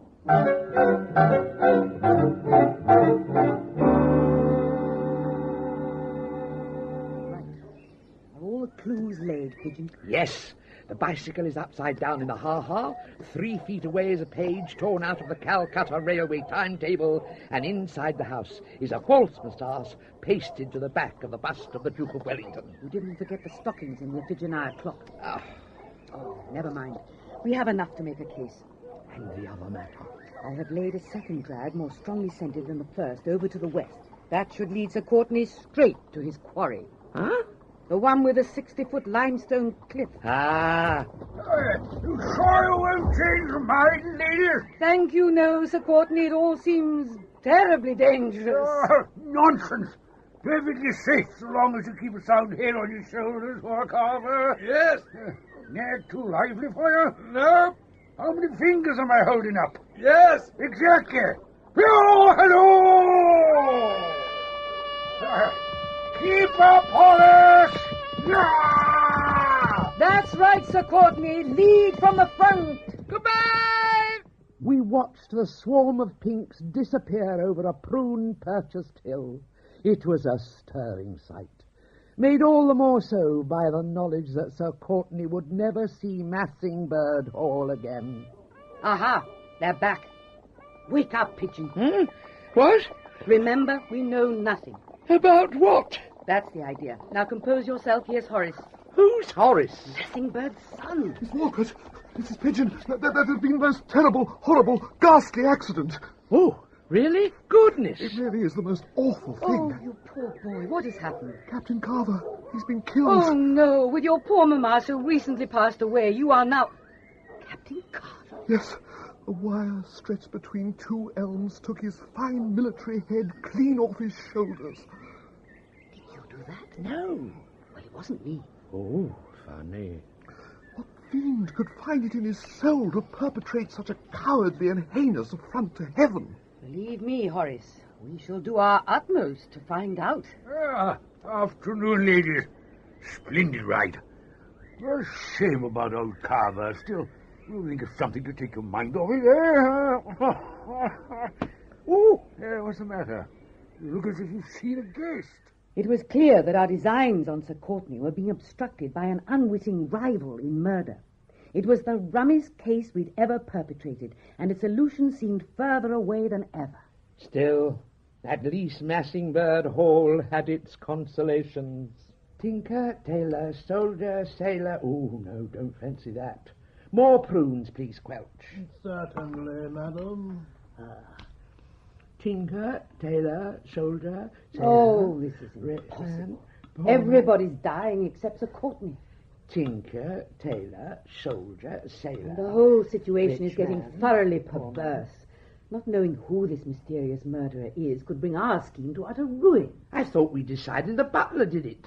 Oh, thank you, Quelch. No, I'm talking about the real murderer. Until we know who he is, it would be unsafe to continue with our own design. I don't understand. A tinker, tailor, soldier, sailor... We may have to do some genuine detective work. Oh, but we haven't done that since the adventure of the easy solution. Exactly. We're stumped. Unless... Quod tibi nihil redendum, sibi falcus, Falernium quisque. Oh, jolly good. What's it mean? Nothing. It's gibberish. That's how much trouble we're in. Oh, golly. Tinker, tailor, soldier, sailor. Dash it all, Pigeon. Will you quit that blithering racket? No. Just a moment. Say that again. But you just told me to stop it. Never mind. What was it? Tinker, tailor... Soldier, sailor, rich man, poor man... Beggar man, thief. Brilliant. Oh, thank you. I didn't make it up, you know. These murders are taking place according to a scheme. Don't you see? Captain Carver, he's a soldier. Mr. Taylor, he was, well, a tailor. And then there was the tinker. What do you mean? Nobody's killed a tinker. Did you not notice the dead tramp who's been cluttering up the grounds these past few days? Certainly. And might not a tramp be described as a type of tinker? Why, gosh, yes. So, we have a tinker, then a tailor, then a soldier, and then what, Pigeon? What comes next? Pettifours. No, you do not come near. The next victim in this murderous pageant shall, there is no doubt, prove to be a sailor. Ah, but who's killing all these people, and why? Doesn't matter, don't you see? After sailor comes rich man, and the richest man for 7 leagues in any direction is Sir Courtney Massingbird. I see. All we have to do is bide our time, and the deed is done for us by whatever madman is behind all this. Oh, in that case, I'll have some more prunes. Good afternoon, ladies. Good afternoon, Horace. Can I press you to a prune? No, I'm not of a prunous disposition just now. Are you any nearer unmasking the fiend that has been staining our verdant acres a murderous red? I fear for my father's life. Don't trouble yourself, my boy. The matter is very firmly in hand. Then you solved it. Well, the matter is in hand. I knew it. A gun. Yes, a gun. It was me all along. I had hoped to remain undetected, but you, the most famous detective in Junior Academe, you were much too clever for me. Why, what has she done? Yes, if it hadn't been for you, Miss Walcott, I'd have got away with it. Got away with what? Ha-ha! You don't fool me with your feigned fat-headedness. I've no need to feign, sir. You knew that I hated Carver. Carver? Ever since that bloody day at Khartoum, when he sent me into the thickest press of battle, hoping that I would be slain, that he might thrust his fleshly attentions upon my dear fiancée, Miss Letitia Plover of the Gables, Wimbledon. But the Lord ensured my survival, that I might be the agent of his wrath against that sinner, the odious Carver. What? Captain Carver? Yes. Is this not a concise digest of your findings? Yes. Then you must die. I mean, no, we didn't know any of that. Didn't have a clue. Ah, well, you have now. So still you must die. One moment before you do that. What of the tinker and the unfortunate Mr. Taylor? Ah, therein lies the genius of my plan. I had hoped to veil my motive by making Carver's death one of a nightmarish sequence.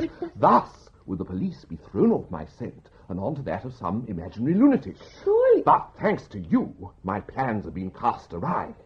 The Cherbourg packet sails at 9, but before that, I must ensure that any intercourse between you and the constabulary is placed beyond the realm of possibility. Sir, it already is. Pardon? You see, we wish you to continue. Continue? Yes, Horace, feel free to carry on. Well, at least as far as the rich man. What? No, the sequence is finished. To continue would be a needless waste of innocent life. Not so. Not needless. If you would kindly lay that weapon aside, I have a suggestion that may be of some interest to you. That afternoon, Miss Walcott and I made an arrangement that would see our task through to a successful conclusion and save Horace's neck from the noose. So, Pigeon, you've been married. Where does one find a sailor? Oh, I don't know. I'm given to believe they frequent public houses. Ah. Why do you want a sailor? Oh, Tinker Tailor, soldier, sailor, rich man. Oh! Well, hello there, ladies. Ow! Seen Horace anywhere? No, we saw him this afternoon, but not since. How queer.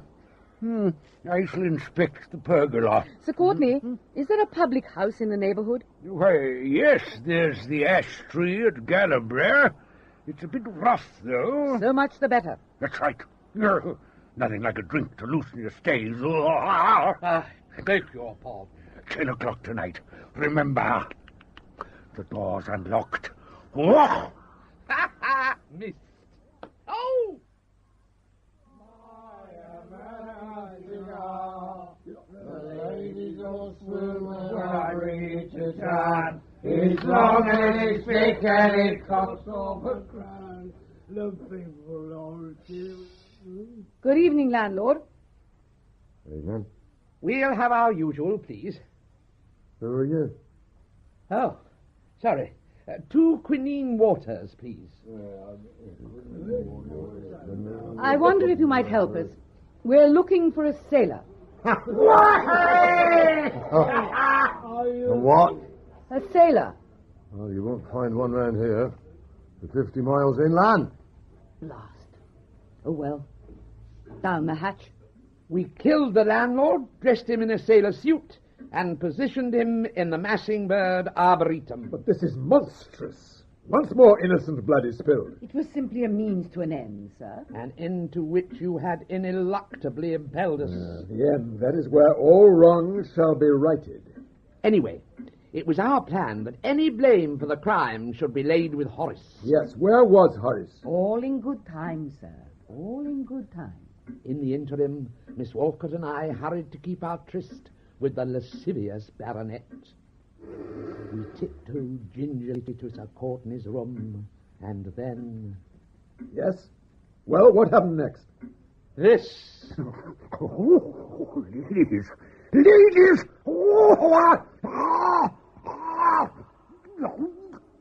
He succumbed to a coronary seizure before we set foot in the room. Oh, I mean good. Metaquamvis obliqui attincta erat. I beg your pardon? Our goal, though indirectly, had been achieved. The next morning, Horace's body was discovered in the library. Aha, so you were responsible. Next to a note explaining his reason for the Massing Bird murders. Evidently his father had cut him off from his dried fruit fortune, leaving him without a Prunestone to his name. Having dispatched Sir Courtenay Massingbird, what more fitting culmination could there be to his grim cycle than the murder of a poor man? And what poor man was closer to hand than Horace Massingbird himself? Not very convincing, is it? No. Still, justice has been brought to a brace of vipers, father and son. But surely the police would have some questions to ask of you. Indeed they had, sir. Indeed they had. Hurry up, Pigeon. The carriage is here. Oh, I'm sorry. Oh, it's these iced plum cakes. Oh, thank you, Quelch. Goodbye. Goodbye, madam. Onwards, driver. Just one moment, ladies. Inspector. We're just on our way. I'm sure you can spare me a moment. I just feel you may know more about this business than you've heretofore disclosed. Well, I am a celebrated detective, after all. Yes, we are. That was not my meaning. Remember the affair of the murdered subjunctive? The case of the irregular ending? Why, yes, but... And now this? How queer that you should be here in the wake of not one, but 6 suspicious deaths. Well, what's the problem, Inspector? You've got your man, haven't you? Yeah. Mr. Horace's body appeared in the library this morning, but the doctor assures me he's been dead for a day and a half. A very lively corpse, wouldn't you say? Well, that is... There's a perfectly simple explanation, Inspector. Inspector, I'm sorry, I didn't catch your name. Inspector Beggarman at your service, madam.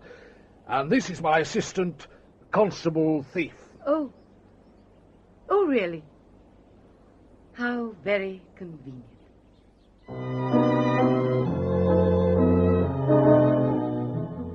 The Fall of the Mausoleum Club, Episode 4, The Prunestone, was written by Ian Brown and James Hendrie, starring Norman Bird, Jonathan Cecil, Peter Howell, Anthony Jackson, Peggy Mudd, Hugh Paddock, Michael Ripper, John Savidant, and Dorothy Tewton.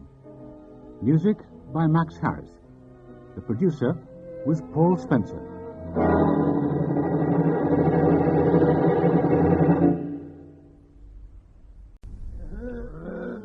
More savouries, gentlemen? Yes, Felch, and bring a board of toasted fowl.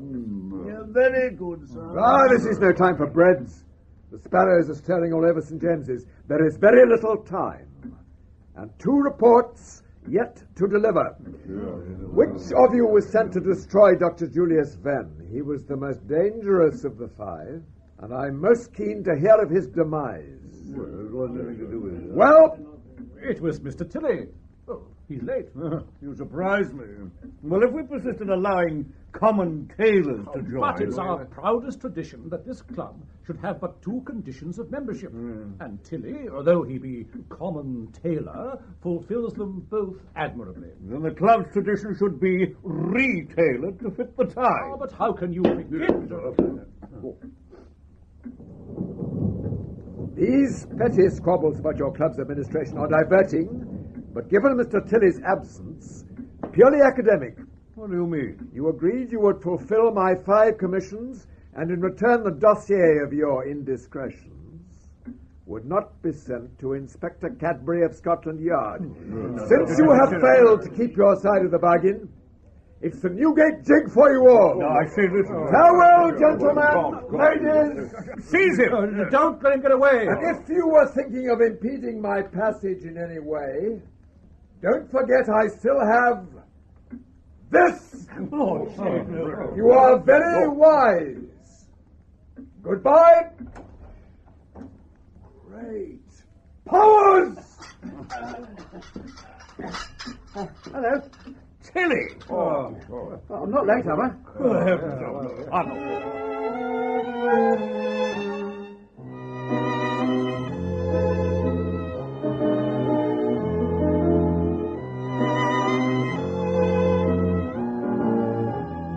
The Fall of the Mausoleum Club, written by James Hendrie and Ian Brown, starring Roy Kinnear and Patrick Allen. Episode 5, The Tea Machine.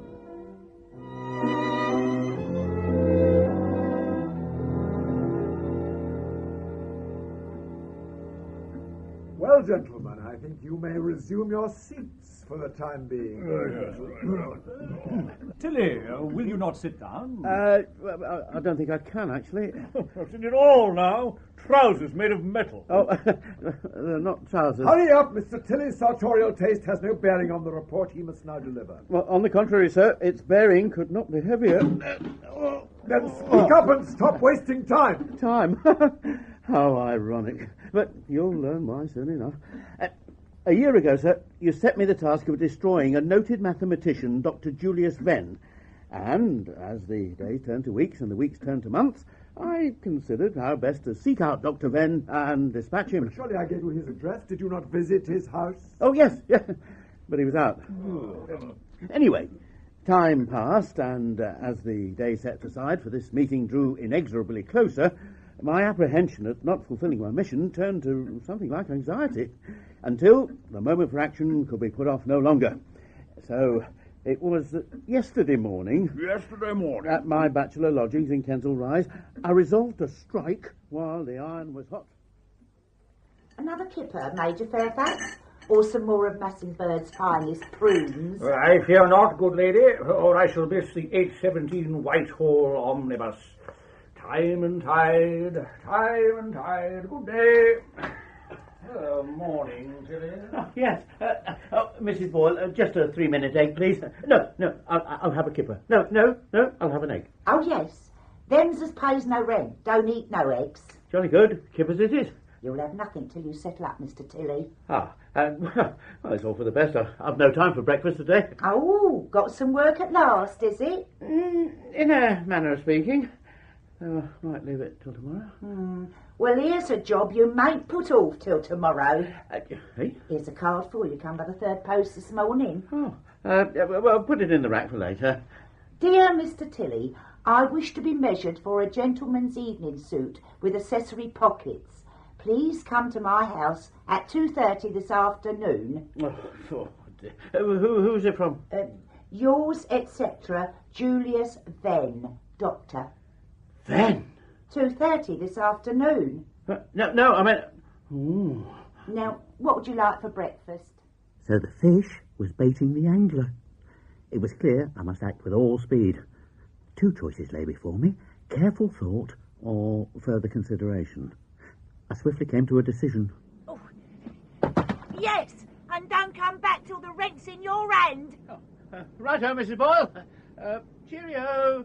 The journey to Dr. Venn's Kensington villa was painfully brief. Despite a detour to acquire some instruments suitable for the task ahead, a pair of scissors, a number 9 cloth knife, some pinking shears, bag of lead, packet of razors, a Paddington comforter, Major Fairfax's service revolver, and a two-handed broadsword I picked up in some curio shop. Oh, this is the moment, then.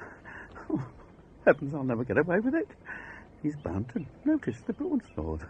Now, where's the bell? Oh, there's no bell. Oh, I better go home. Ah, Mr. Tilly.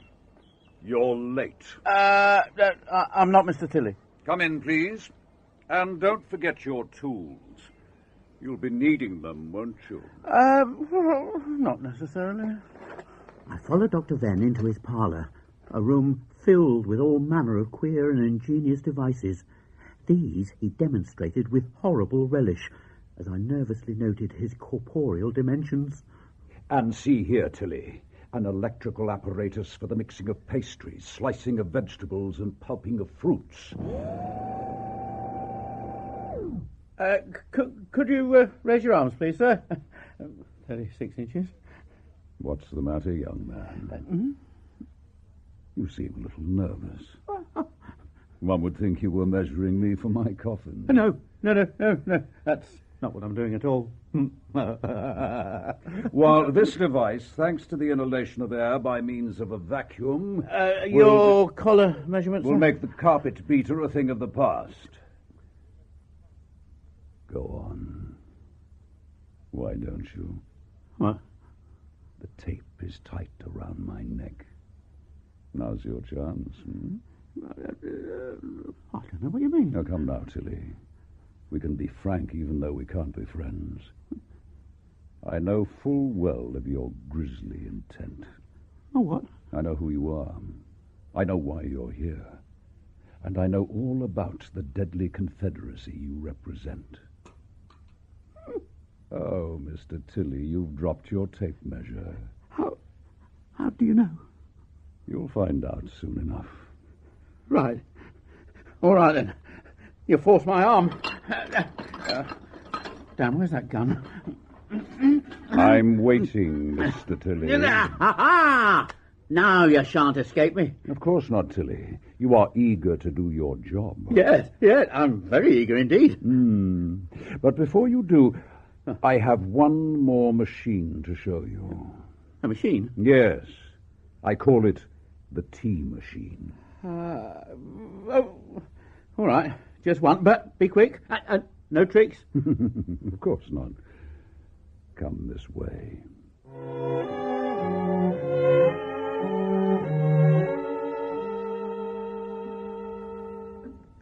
A tea machine. Already I'd developed a keen interest in an apparatus for dispensing that most sustaining of beverages, and still clutching Major Fairfax's service revolver, I was guided down a dank, ill-lit stairway. Surely another 10 minutes delay would do no harm. We paused outside a heavily bolted oak door. I've changed my mind. I haven't got time for this. My dear Mr. Tilly, we have all the time in the world. Please, step inside. I caught my breath as the scent of damp infested my nostrils. The cellar was a temple to neglect. Peeling paint, broken floorboards, and a dreary rag of a curtain twitched, only once, but enough to betray the presence of rats. Oh, what a mess. Excuse the state of the room. I have been absent for some while. Why have you brought me here? The reason, Mr. Tilly, is directly behind you. I spun round, fearing some burly, cudgel-brandishing confederate, but instead saw a superb manifestation of Dr. Venn's technology. I give you the tea machine. It resembled nothing so much as a small Arc de Triomphe, constructed of enamel, metal, and glass. Set into the keystone of the arch was a prominent dial displaying the figure 1973. I immediately surmised that this was the number of teas so far dispensed by this wonderful contrivance. But who had been consuming the refreshing cups? Had the devilish Dr. Venn been drugging innocent victims with some mind-sapping potion? I prayed my conjectures were unfounded. Come closer and tell me what you think. Well, Oh, what's this? Loose floorboard. There, that's fixed it. You wouldn't want me to trip over and injure myself, would you? No, of course not. Now, see here, Ben. Stop funning me. What's your jig? Just this, Tilly. Watch.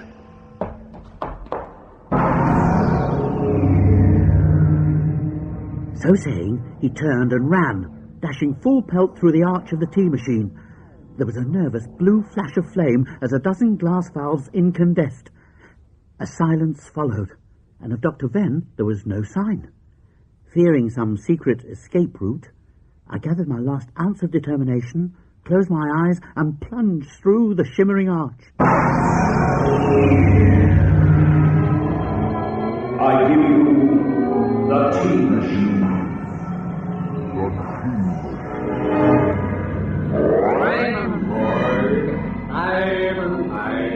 Come in, please. And don't come back! Don't come back! You're late. Grandpa, hurry up! We have all the time in the world. I might have been killed by that thing.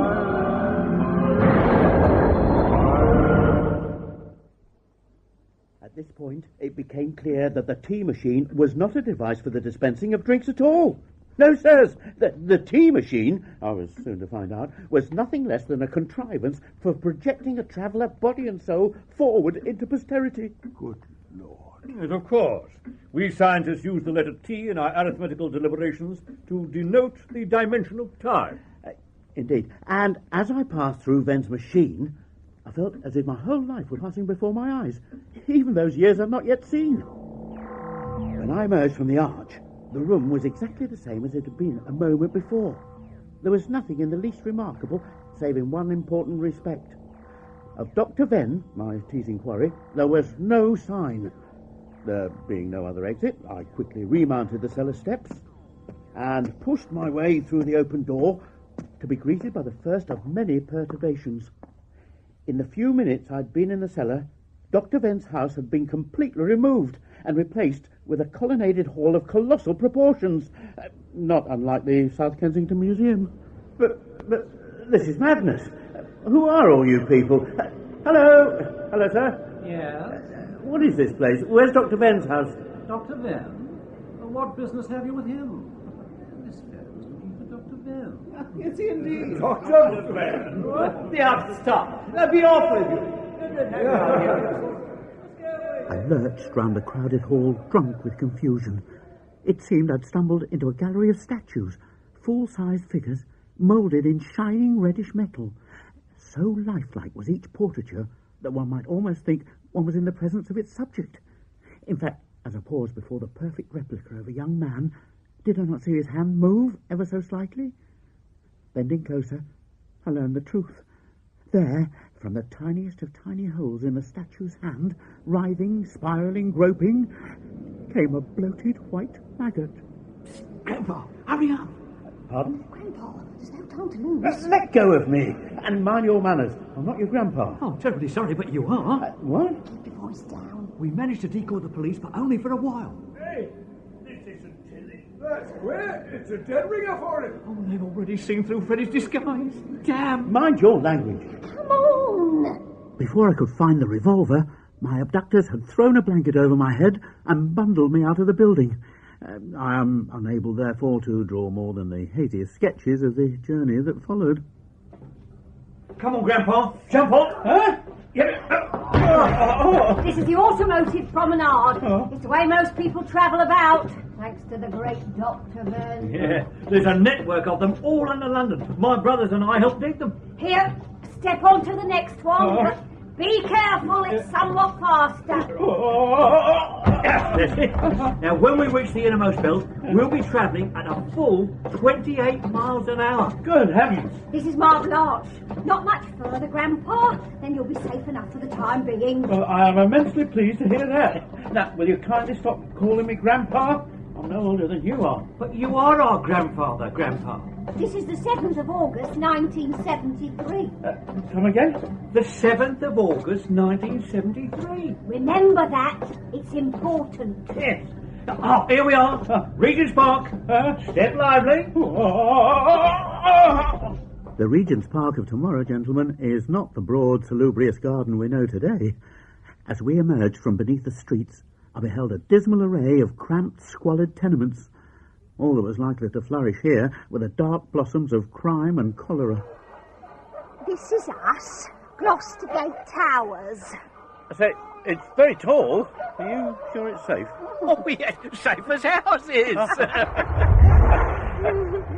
Oh dear, there goes Duck Pond Lodge. Yes, it's the tunnelling that does it. Weakens the foundations.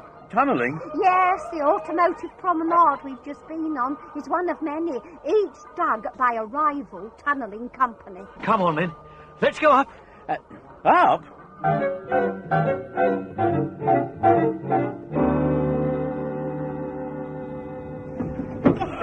Here we are, 17th floor. Call that an elevator? No, it's a basket on a piece of rope. The builders ran out of money. I might have been killed by that thing. Well, you most certainly would have been killed without it. Ben knows you've escaped, and his men will be scouring the city for you now. Look, who are you, really? What's going on? Look, I'll make it as simple as I can. I am Bertie. And I am Honesty.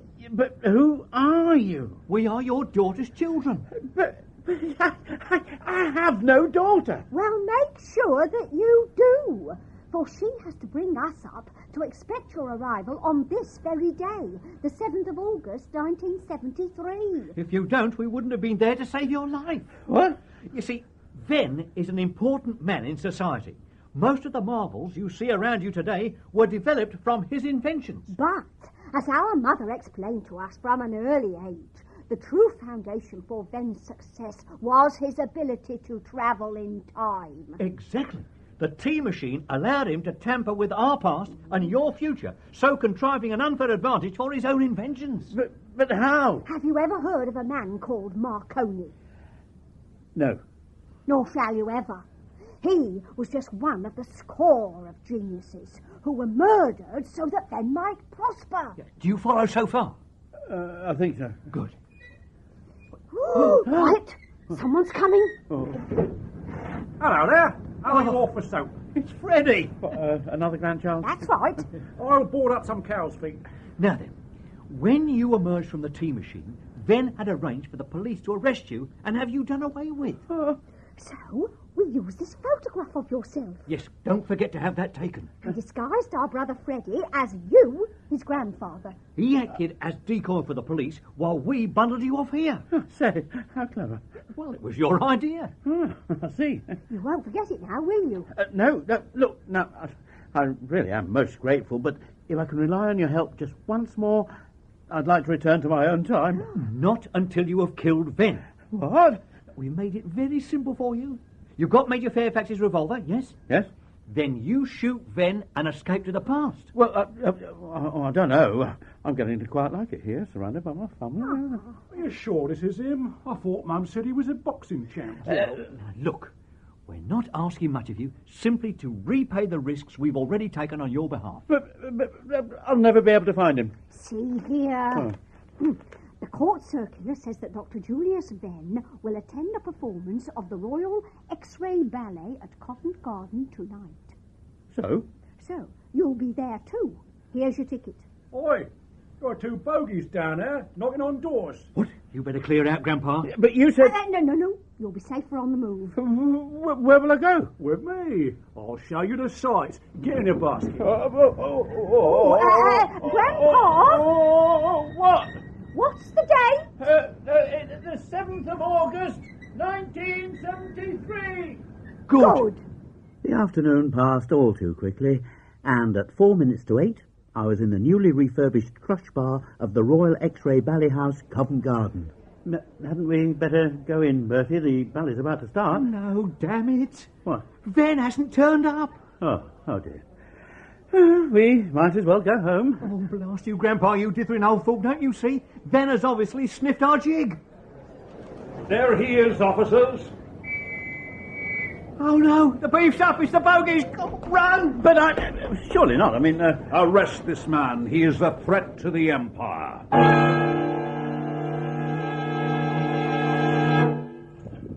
Now, look here, Dr. Venn, there's no need for all this unpleasantness. Yes, there is. I don't want to kill you. I mean, I did, but now I've changed my mind. It's too late, Tilly. 75 years too late. 75 years. Listen, couldn't we come to some agreement? Mr. Tilly, I hardly think you are in a position to bargain. Much as I was loath to admit it, Dr. Venn was quite correct. You see, gentlemen, my position was suspended by my wrists 20 feet above a galvanic bath of sulphate of copper, having previously been painted with a solution of nitrate of silver. Now, Mr. Tilly, it is my turn to fit you for a suit. Eh? A suit which will last you the rest of your life.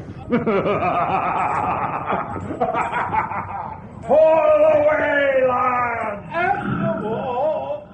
As I was lowered slowly into the bubbling vat below, Dr. Venn courteously explained the result of this fascinating chemical process. I was to be coated in a copper sheath of exceptional strength and durability. Don't feel singled out. We treat all our criminals like this nowadays. As the solution reached my knees, I remembered with a shudder the rank upon copper rank of perfect statues in that vast gallery where I first made my entrance into this fearful age. Then, as the solution reached my waist...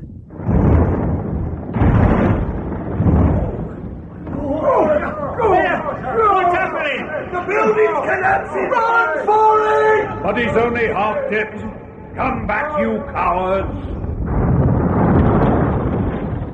Are we in time? Yes, but only just. Pull him out and get him into the auto-propelling tunneler. Dear Lord, look at him. Yes. Then get into the tunneler with us. Yes, that's it. What? You must escape from here and kill Ben. You must be joking. I'm chopping off home. What? No, stop it. Here. No, stop. Come back, you coward. Come back.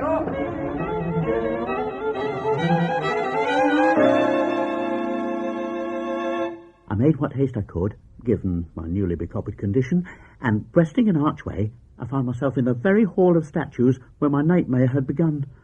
You may imagine, gentlemen, my joy, for this meant that Venn's cellar and the tea machine it contained were directly below. There was the door, and yes, it was unlocked. The fates were with me, I thought. Then...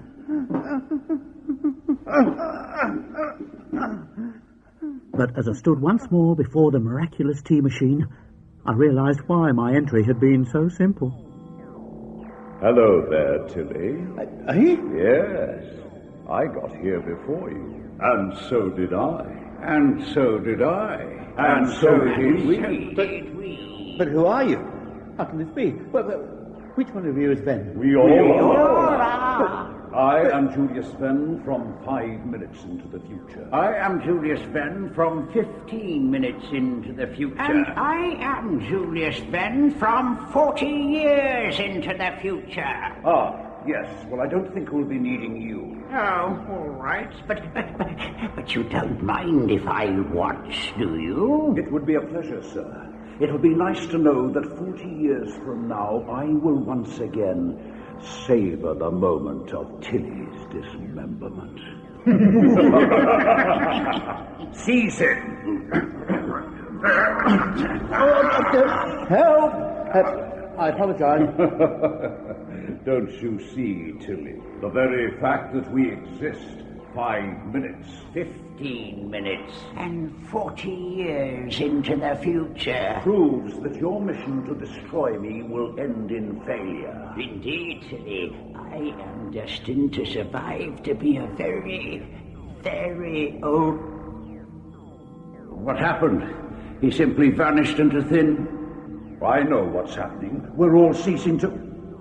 Yes, ceasing to exist one by... Blast you, Tilly. Somehow soon, in your blundering stupidity, you will succeed in killing me. Me? Oh, no, I'm sure I wouldn't. Well, I'm not finished. finished yet. I have the power to start afresh from the beginning. So saying, he set the controls of the tea-machine for the very afternoon I called at his villa in Kensington, a few minutes before I was first projected into that hellish future. Just think, gentlemen, this man had the power to go back and undo his errors. Who would not use such a power? Once more, Venn vanished through the arch with that familiar blue flicker, and I, seizing my chance of returning to saner times, followed him, after a minute's hesitation. Still trapped in the future? No, I'm not. I'm here. Here. The rest of your life. The rest of your life. The rest of your life. Might as well go home. It's too late to me. 75 years too late. 14 years. 15 minutes. 5 minutes.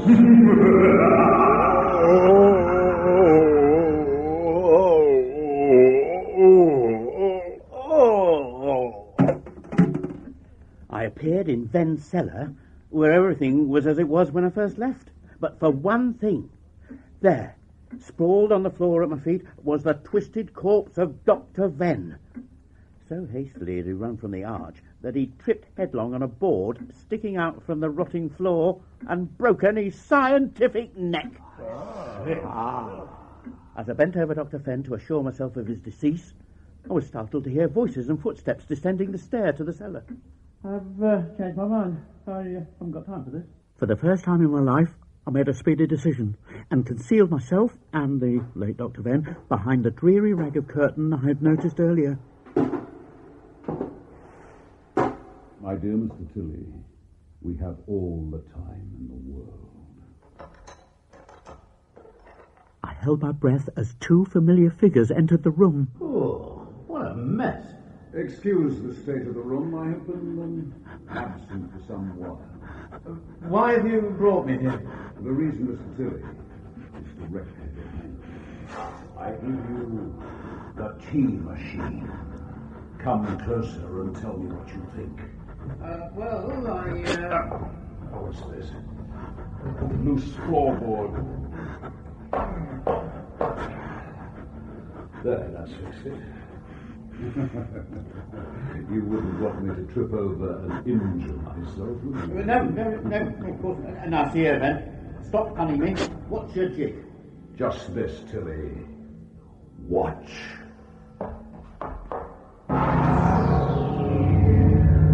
I waited a moment, then, true to history, my former self followed the older man through the incandescing arch.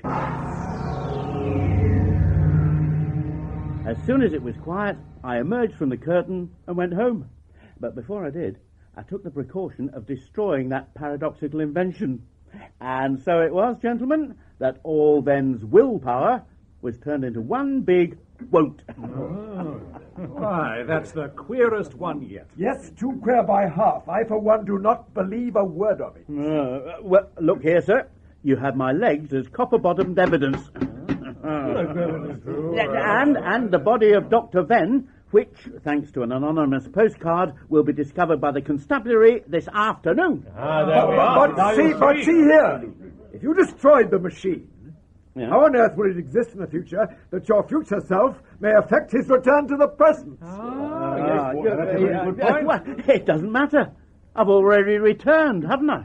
Yes, you have, but you haven't, because you'd only just entered the machine. So you're still trapped in the future? No, I'm not. I'm here. What? No. It's best not to think about it, gentlemen. More savouries, Felch? Very good, sir. The Fall of the Mausoleum Club, Episode 5, The Tea Machine, was written by Ian Brown and James Hendrie. Starring Patrick Allen, John Baddeley, Patty Coombs, Peter Howell, Polly James, Roy Kinnear, Michael Ripper, and John Sampson. Music by Max Harris. Special effects by the BBC Radiophonic Workshop. The producer was Paul Spencer.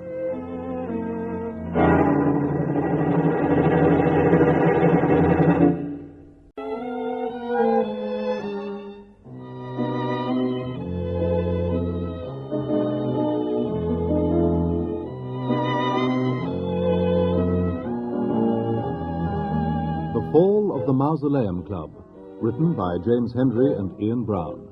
Starring Stephen Moore, Mark Farmer, and Ron Pember. The final episode, Bleak Horse.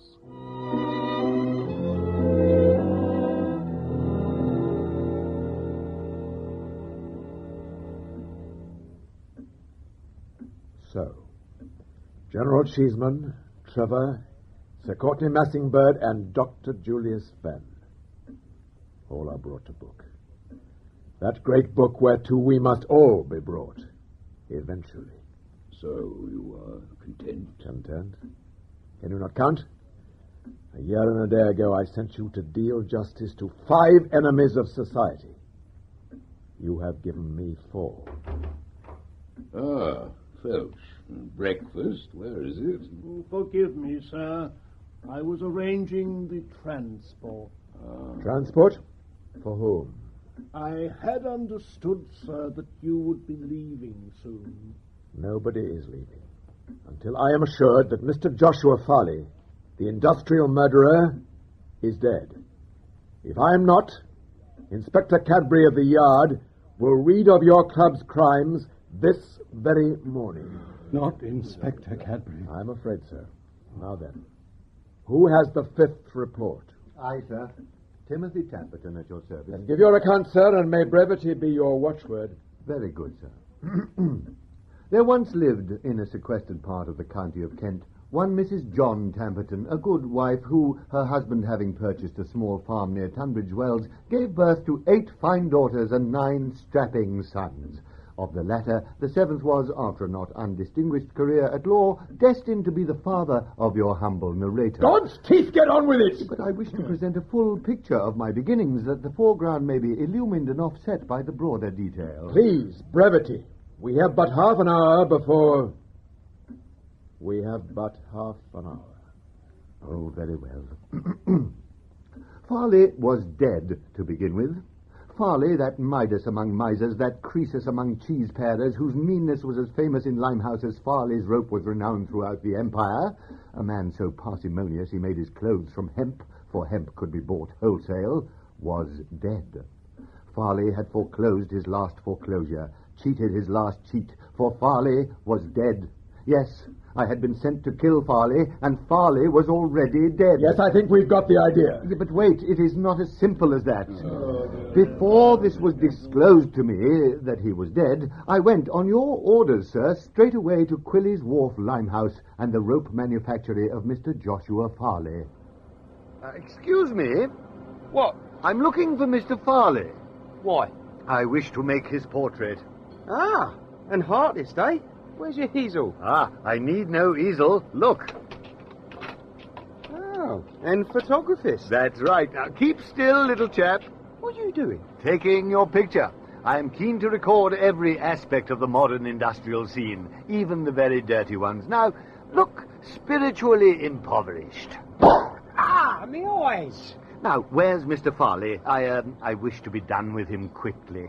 Then you'll be needing a spiritualist. Eh? Mr. Farley passed away, but 3 days gone. No! But don't worry, it's all been cleared up. What has? The mess. And most horrible occurrence indeed, my friend. But buy me a tankard of half and half, and I might relate you the details. What exceptional good fortune! I thought then. Not only was Farley dead, so making my murderous mission redundant, but here, in this ragamuffinly street Arab, I had found the very perfect subject for my twin preoccupations. Social improvement and photography. Morning, Dipper. What can I get you? Pint of the usual, please, Dogsy. Right. Here, that's not my usual. No, it's mine. Cheers. Don't thank me. This gentleman's buying, and I'll have the same. Righto. And I'll have a... Oh, a most unnatural happenstance it was, Mr. Farley's death. One night, alone in his chamber, he suddenly burst into flames. Good Lord, how convenient. I mean, how queer. Barman, may I have a... This is the funny thing, sir. Seeing as he was too mean to have any sort of lamp or fire, he must have just burst into flames by himself. Really? Spontaneous combustion, the crowner called it. Uh-huh. I'll have a pint. And all that was found in the morning, sir, was 2 blackened leg stumps burnt off at the knees. Horrible, as I say. All charred and blistered they was, still wearing the stockings they went to bed in. Yes, a pint of half and half, please, Nogsy. Oh, thanks very much, sir. All that talking's fair past me throat. But what a terrible thing to happen. Well, no one much grieved about his passing. Not a living soul. Unless you believe as animals have souls. Animals? Yeah. The only creature to mourn after him was his old workhorse Humbug. And he was only upset because Farley had the key to the A-shed. You can see him now, sir.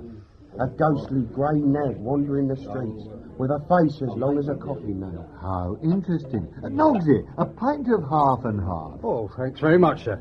No. 4 pints of half and half at 3 farthing, that's 1 and 6. Ah, very well. Oh, I seem to have mislaid my wallet. Dipper, could you possibly lend me... Oh, Dipper? Of the loquacious tyke there was no sign. Doubtless he'd been called away to look after his sick mother and his 7 starving siblings. Pausing only to wash up 3 score beer mugs and a quantity of pie dishes, I stepped, unblinking, into the yellowing Limehouse afternoon. Here, mister, what's in your bag? Ah, more urchins. Hold still, lads, while I set up the apparatus. All right, mister, but it'll cost you.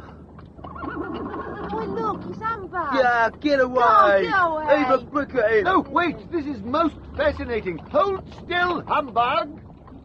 The occasion for my delight will be readily understood by those of you who follow the turf. It has long been debated along the White Rail whether the hooves of a galloping horse all leave the ground at the same time, or whether at least one hoof is always in contact with the sod. Oh, really? And now I, a keen experimenter in the science of photography, had an opportunity to settle this matter once and for good. Good Lord, man, your capacity for digression leaves me weak. What has this to do with the death of Farley? Much, sir, as you will shortly gather. Hold still, Humbug! It's galloping. Hold still while I change the plate. Humbug! Humbug, come back! So the opportunity had come and gone. But there would come another, I mused, as I spent the next day making photographs in the area of Limehouse, adopting urchins, and in general improving those parts of society too unsightly to photograph. The horse was known to haunt the district, and it was only a matter of time before... You won't escape this time. Ho there! Humbug!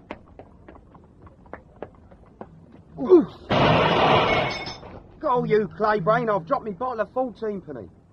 God, it's the top. Dipper, my young companion. Are you hurt? Oh, don't go to the police, Gov. Please, I'll give you back every penny. You're concussed, poor lad. Come with me to my garret. Oh, you won't go. The young man had been sufficiently weakened with poverty for me to conduct him with ease to my Whitechapel lodgings. I was loath to have his young death on my conscience, though it would make an excellent tableau. Besides, I was eager to enhance the scallywag's moral well-being by exposing him to the uplifting qualities of art. And this is one I took in Leatherhead, depicting the new town hall. I can't see nothing. It's all blurred.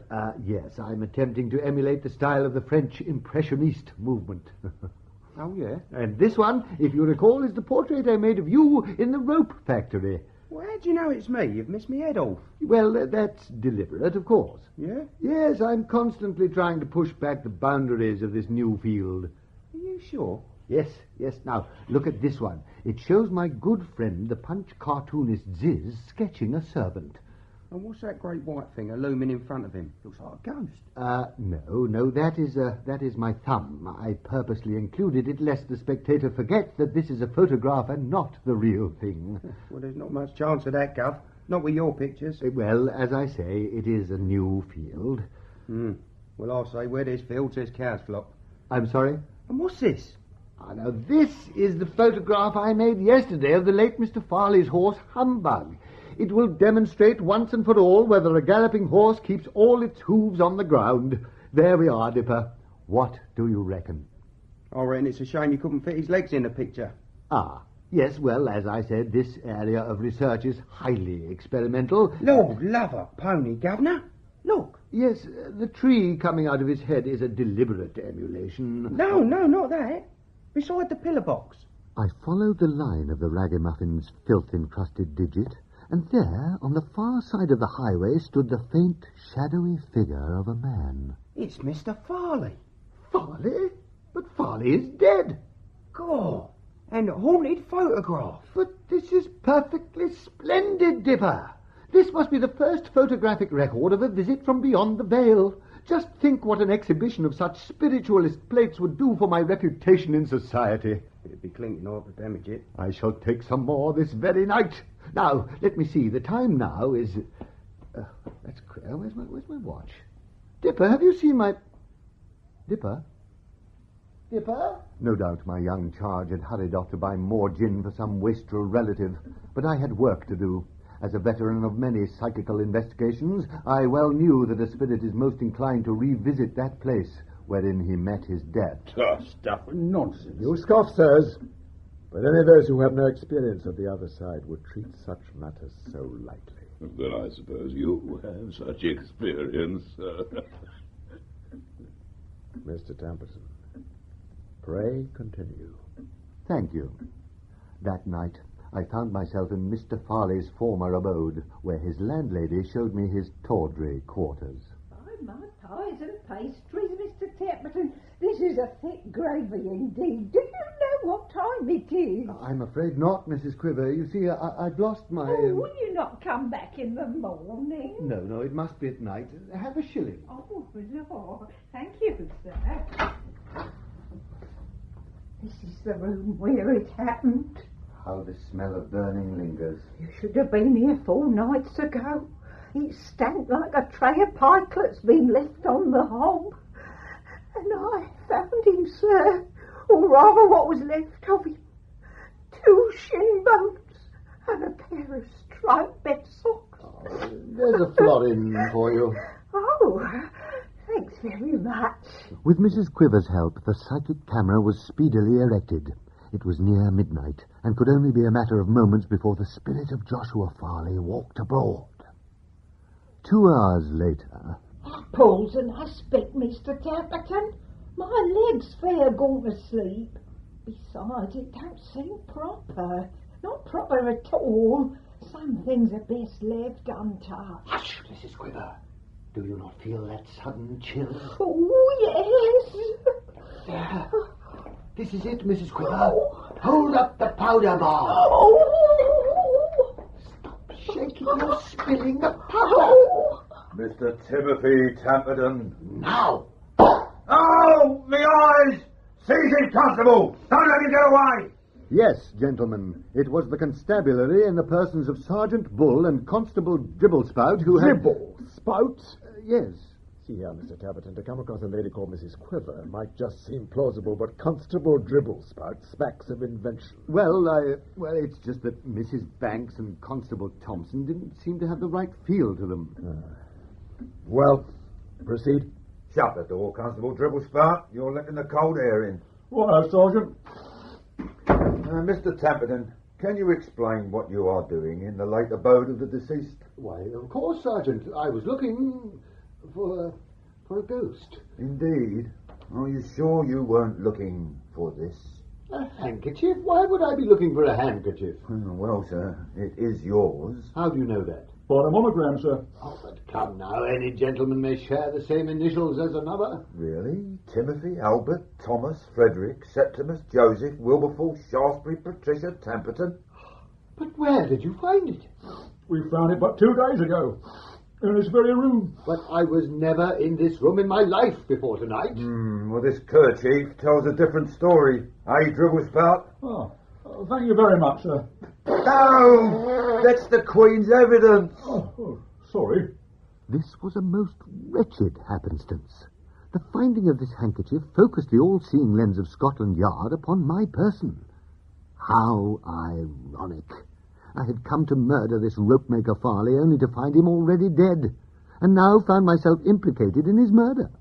Still, suspicion is not evidence, and the police were constrained to release me into the smut hazy dawn. But as I made my way homeward, I saw, or thought I saw, vanishing into an ill-lit shop doorway, a shadowy figure, clad from head to foot in hemp. Hi! Who's there? Hello? Talking to yourself, Governor? Dipper! Hello. How you off for soap? Dipper, did you see that man in the doorway? No. You must help me. I'm being followed. I think it's the police. The knockers? God, blazes, what you been doing? Nothing. Nothing? I once got 6 months for doing that. You want to be careful. Indeed.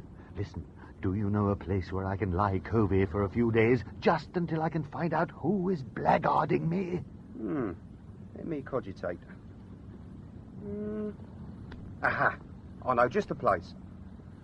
Nah, perhaps not. Please take me there. Anywhere will do, be it the lowest, vilest den of insalubrity and vice. Don't worry, Governor. It is. The rambling collection of riverside shacks whither the young mudlark brought me was indeed the blackest pit of degradation, teeming with all manner of spuds, dollywicks, and cleaver-men. But none of these had fallen so far as this man-made Acheron's wretchedest denizens, whose blank eyes told of lost souls wandering adrift on the purple clouds of the poppy. Oh, vicious opium! The place induced in me a hideous despair. I had left my camera behind. Hold up, lads. It's the Dipper. What you got, Dipper? A customer? No, lads. This, gent will be staying with us. For a bit. What is this place? An alchemist's laboratory, sir, where base elements are turned into gold. But I don't understand. What are all these watches, purses, umbrellas? Well, take this watch, sir.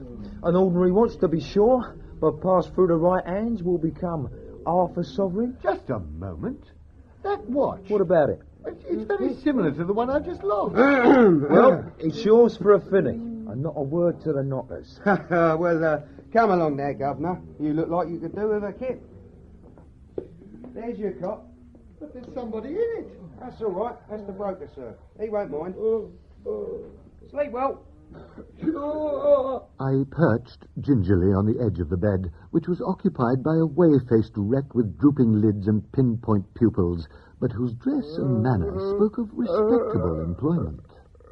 Wake me up at Surbiton. I'm already late for a wigging. Could you move over a bit? Yes, I know it's first class. I've got a season, damn it. I say, sir, you're raving. It's a tragedy. Yes, indeed it is, sir. Every week I come here, hoping to be wafted to Elysium or to trip the slopes of Ida with the muses. And what do I dream of? The railways. Is this place safe? It is, since Tommy Queerfeet disappeared. Tommy Queerfeet? He used to be the governor here, a scrawny goat who used to wear frightful striped bed socks. But surely that's not his real name. Indeed not, sir. He was called Tommy Queerfeet because he had queer feet. Oh, I see. Hence the bed socks. He'd sell his own grandma for £1. Really? What do you think of her? Quite a bargain, huh? Hello. Good morning, madam. Yes, indeed. This Tommy Queerfeet, what happened to him? Well, he was like a father to these boys. Yes, always beating them and stealing their money. Then one day he went out the door and never came back. Oh. Of all the thieves' kitchens in London, he was the master chef. So where is he now? Who cares? Doubtless being roasted by the greatest chef of them all. Oh no! What? I can't find my ticket. Though the air in that room was brown and smoky, my predicament at least was becoming clear. The artful Dipper had evidently stepped into Tommy Queerfeet's queer shoes, and of that ragged battalion was now the ragged general. That watch, I now knew, was mine, and I also knew by what agency my handkerchief had made its progress from my pocket to Mr. Farley's residence. I decided to wait no longer. I had no wish to discover whether the Dipper would emulate his mentor in every respect. He's in here, Sergeant. Thanks, Dipper. Here's a flogging. We said £1. Did we? Oh, fancy. Dribble spout? Yes, sir. You know what to do? Yes, sir. Timothy, Albert, Thomas, Frederick, Septimus, Joseph, Wilberforce, Shaftesbury, Patricia, Tapperton. Patricia? You are charged with the murder of Joshua Susan Farley on the 24th of September of this year. But Yes? I didn't know the man. Why should I want to kill him? We know only too well why, sir. Well, then perhaps you will enlighten me, Sergeant. Certainly, sir. Mr. Farley's last will and testament was read this morning, and it seems that you, sir, are named therein as the sole beneficiary. But that's impossible. I never... Listen to me. By some demonic means, I know not which, the true murderer has altered Farley's will. You're being wrong-footed. The law does not concern itself with demons. It's the Paddington Frisk for you. Dribblespat, your cuffs. Yeah, I'm sorry, sir. I haven't got an hanky. No, you fool, I'm it. Oh, my stars! Off front! You will have deduced, gentlemen, as I did, that the approaching hoofbeats signalled the arrival beneath the window of Humbug. A simple matter it was to calculate the precise velocity and angle that would carry me through the upper window and directly and firmly onto the horse's back. Missed. Hey, what? No, come back, you stupid animal! Come back!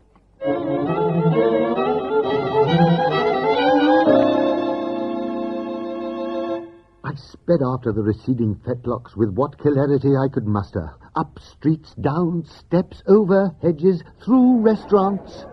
Ah, my sapaloids! I realized now that the benighted horse wished me to follow it, and hoping it would lead me to the solution of the mystery, I pursued the nag, up alleys, over bridges, through parlours and card games, into churches. No pets on Thursday, please. Till at last the forlorn horse mounted the spiral staircase leading to the belfry of St. George in the East, Limehouse.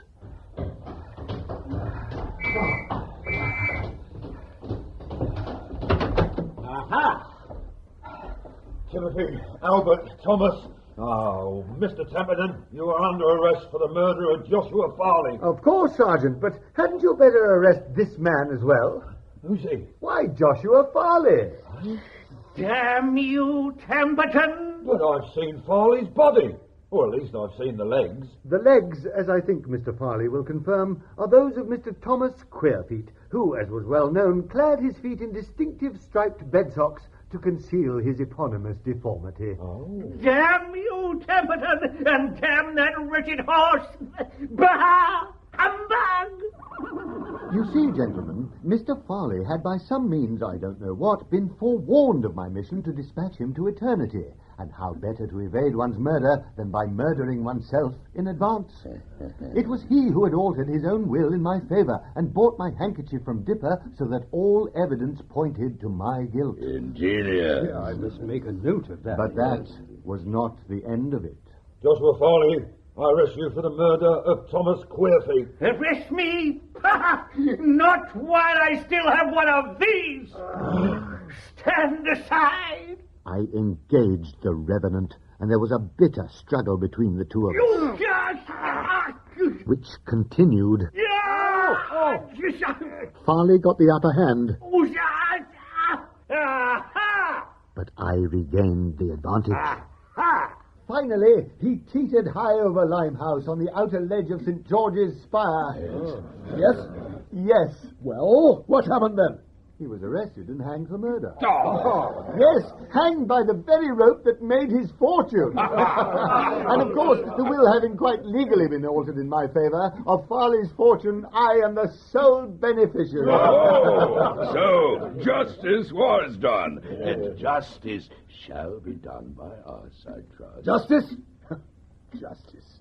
What does that mean? We have fulfilled our side of the bargain. The Empire is rid of these 5 unnatural villains. Her Majesty's loyal subjects shall sleep soundly abed. Yet our sleep is still haunted by the shadow of the rope. So it would appear. The dossier, sir. The catalogue of our crimes that you promised to return to us once we had complied with your demands. Let us have it. I have your attorney send it at once, that we may put its loathsome pages to the flames. Not as easy as that, you see. My attorney is not in the best of health, and has gone to Switzerland for 2... 6 o'clock.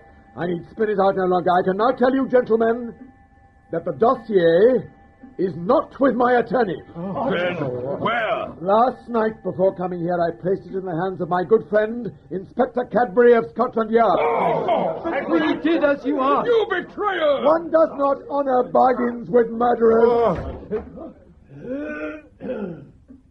Inspector Cadbury of Scotland Yard. Ah, Cadbury.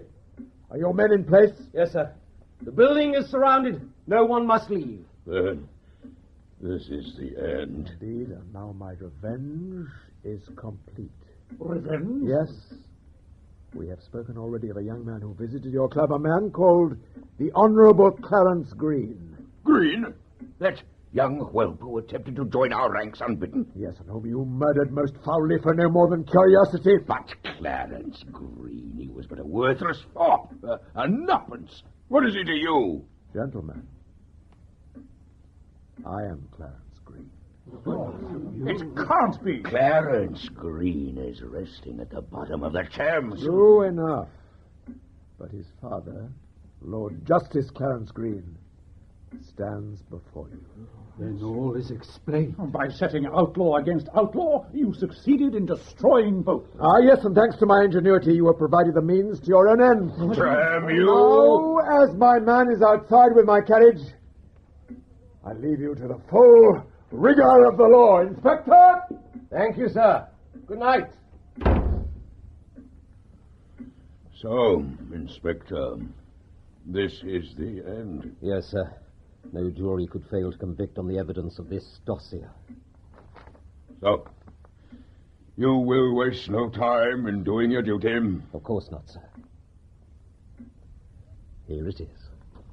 Thank you. Burn it, Templeton. With pleasure. Oh, just one thing, sir. Yes, Inspector. I think I'm behind with my subscription. Ooh. I think we'll waive it this time, Cadbury. Thank you, sir. Yes, now, what about a story? Archbishop.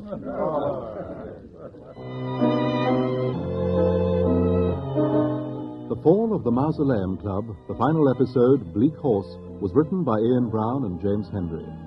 Starring Barbara Atkinson, John Baddeley, Mark Farmer, Peter Howell, Stephen Moore, Lawrence Payne, Ron Pember, Stephen Rashbrook, Michael Ripper, John Sampson, Richard Tate, Joan Walker, and Bill Wallace. Music by Max Harris. The producer was Paul Spencer.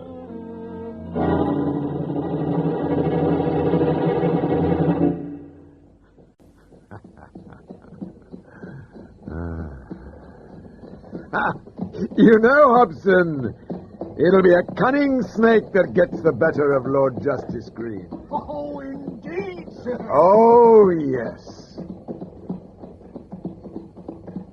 Hobson, you missed the turning to Gray's Inn. Yes, sir. This is the way to the river.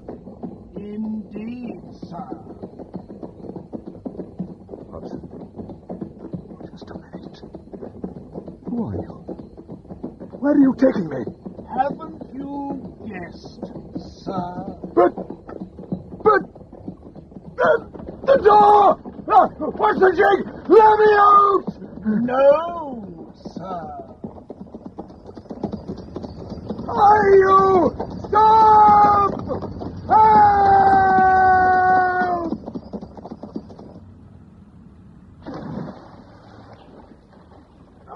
No!